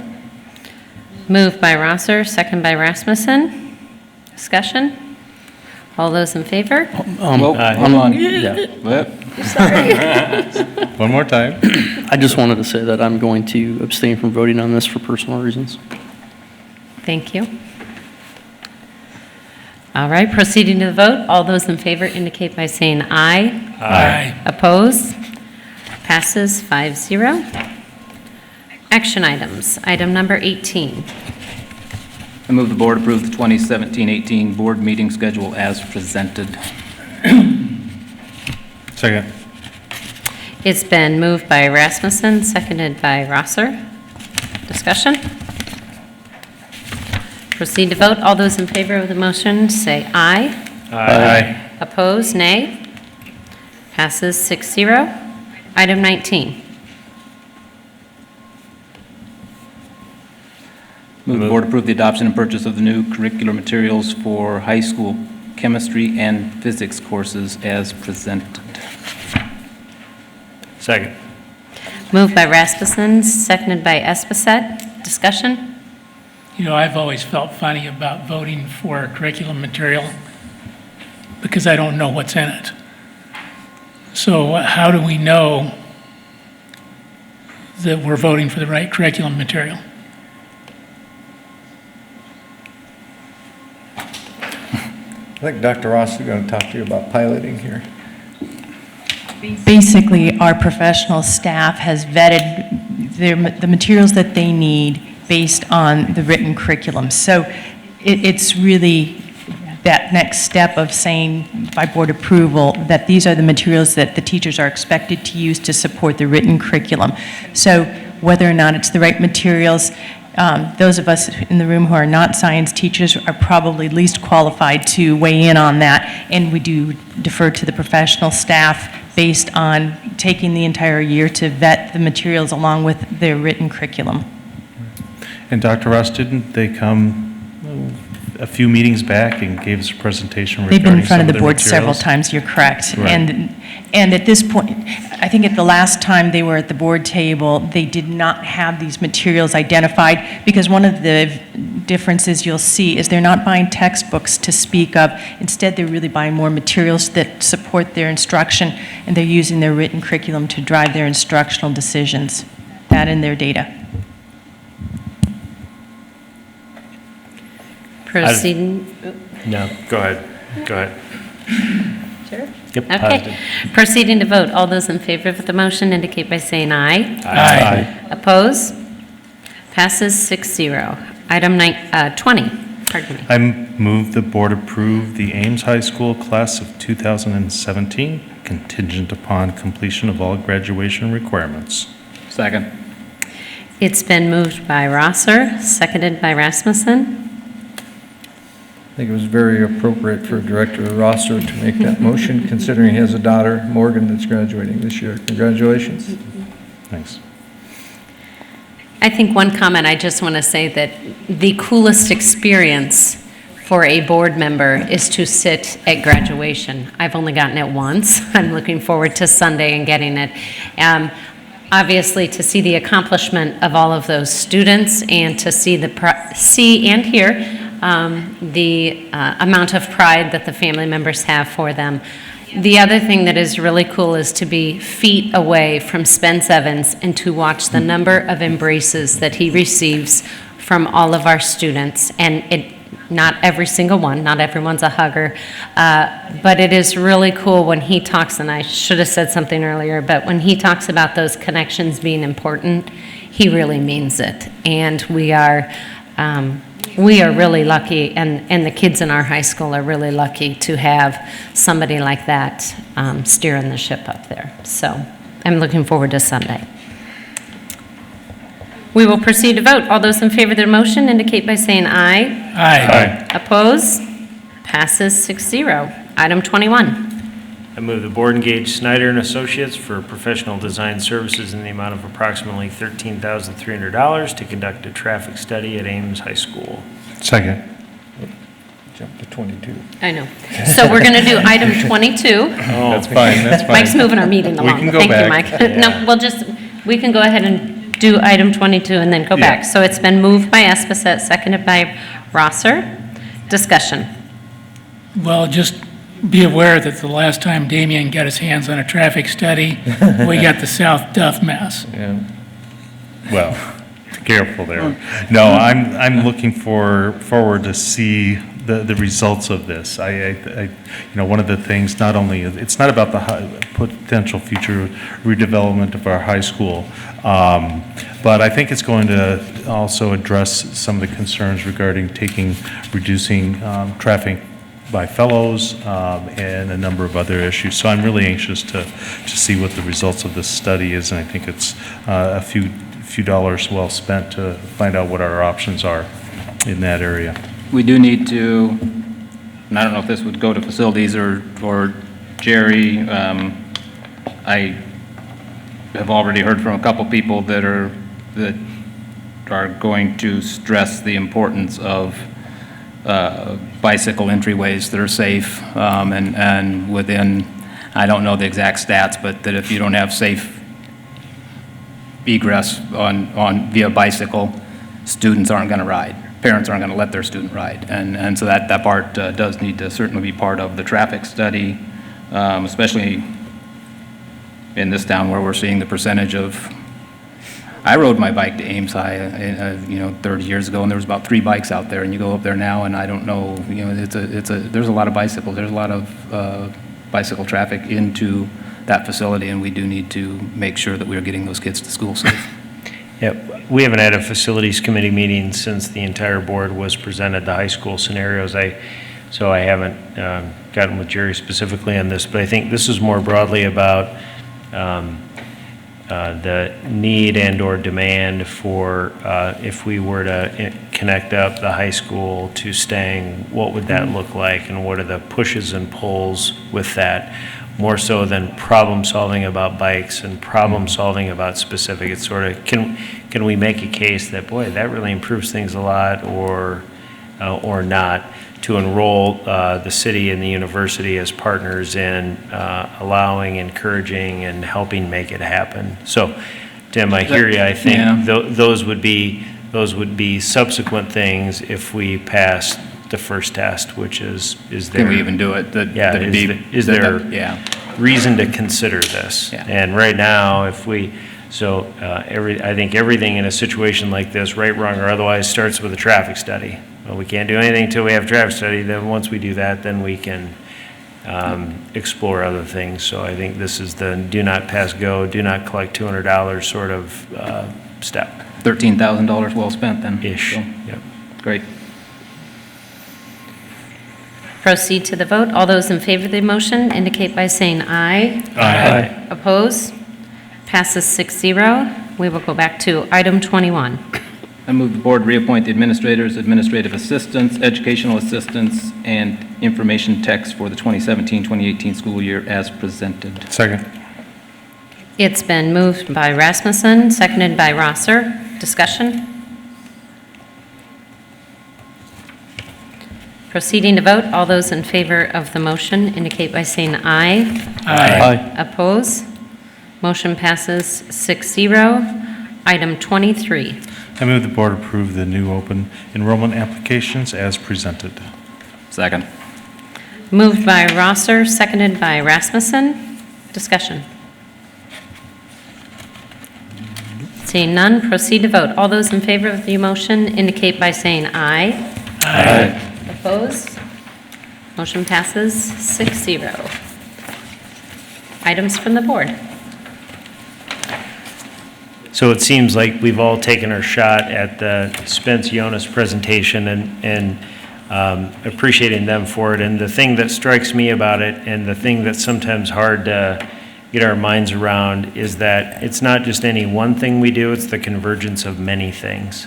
So that whole list of strategies, some of which have been around for a while, some of which are still being tried, and some of which are on the future list. It's whether it's any one of the issues that come before us tonight, it's not just one silver bullet, but it's the convergence of many efforts that helps us make progress. And we don't, we seek progress more than perfection, and we don't often congratulate and appreciate progress. We just lament the lack of perfection. So good progress, well done.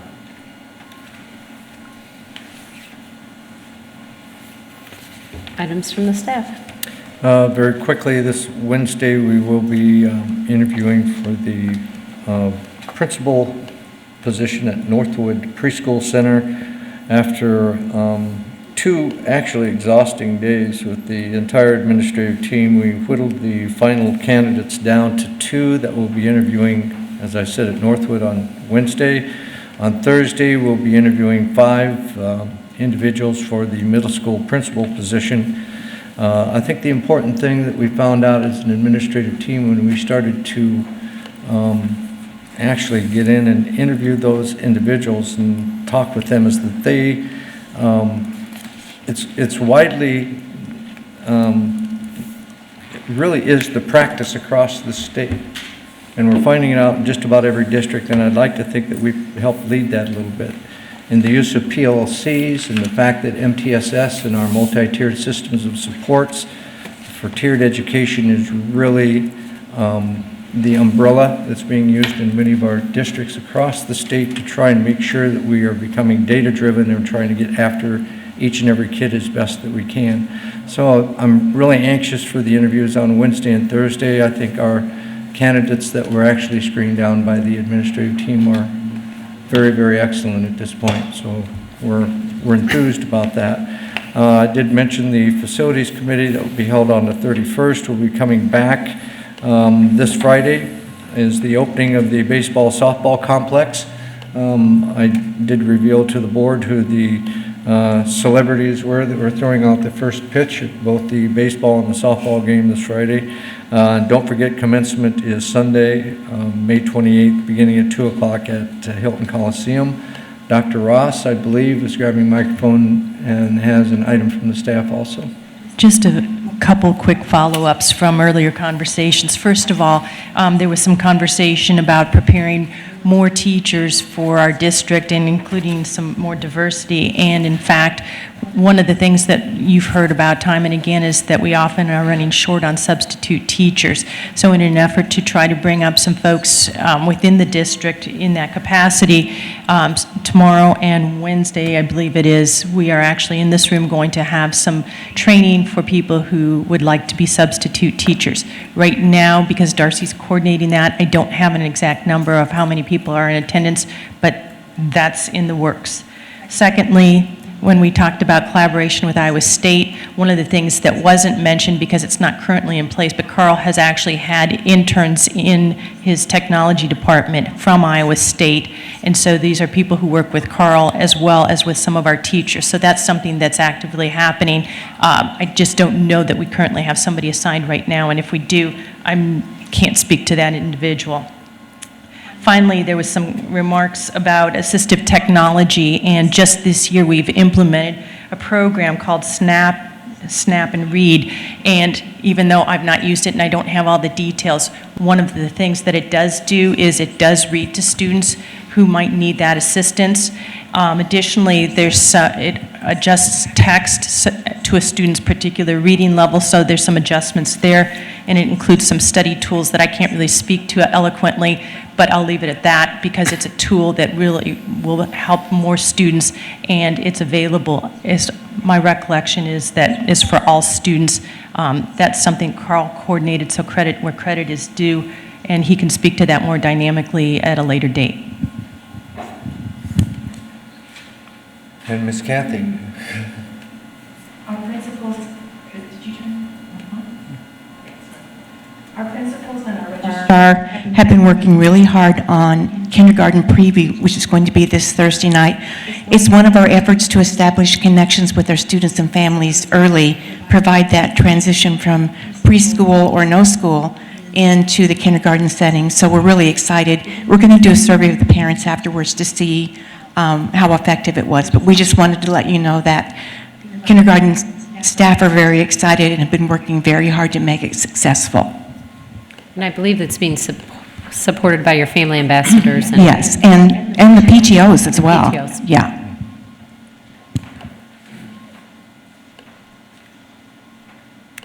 Board planning calendar? Got it covered. We're good at, right? Yep. All righty. Take a motion to adjourn. So we adjourn. Moved by Rossler, second by Esposito. All those in favor indicate by saying aye. Aye.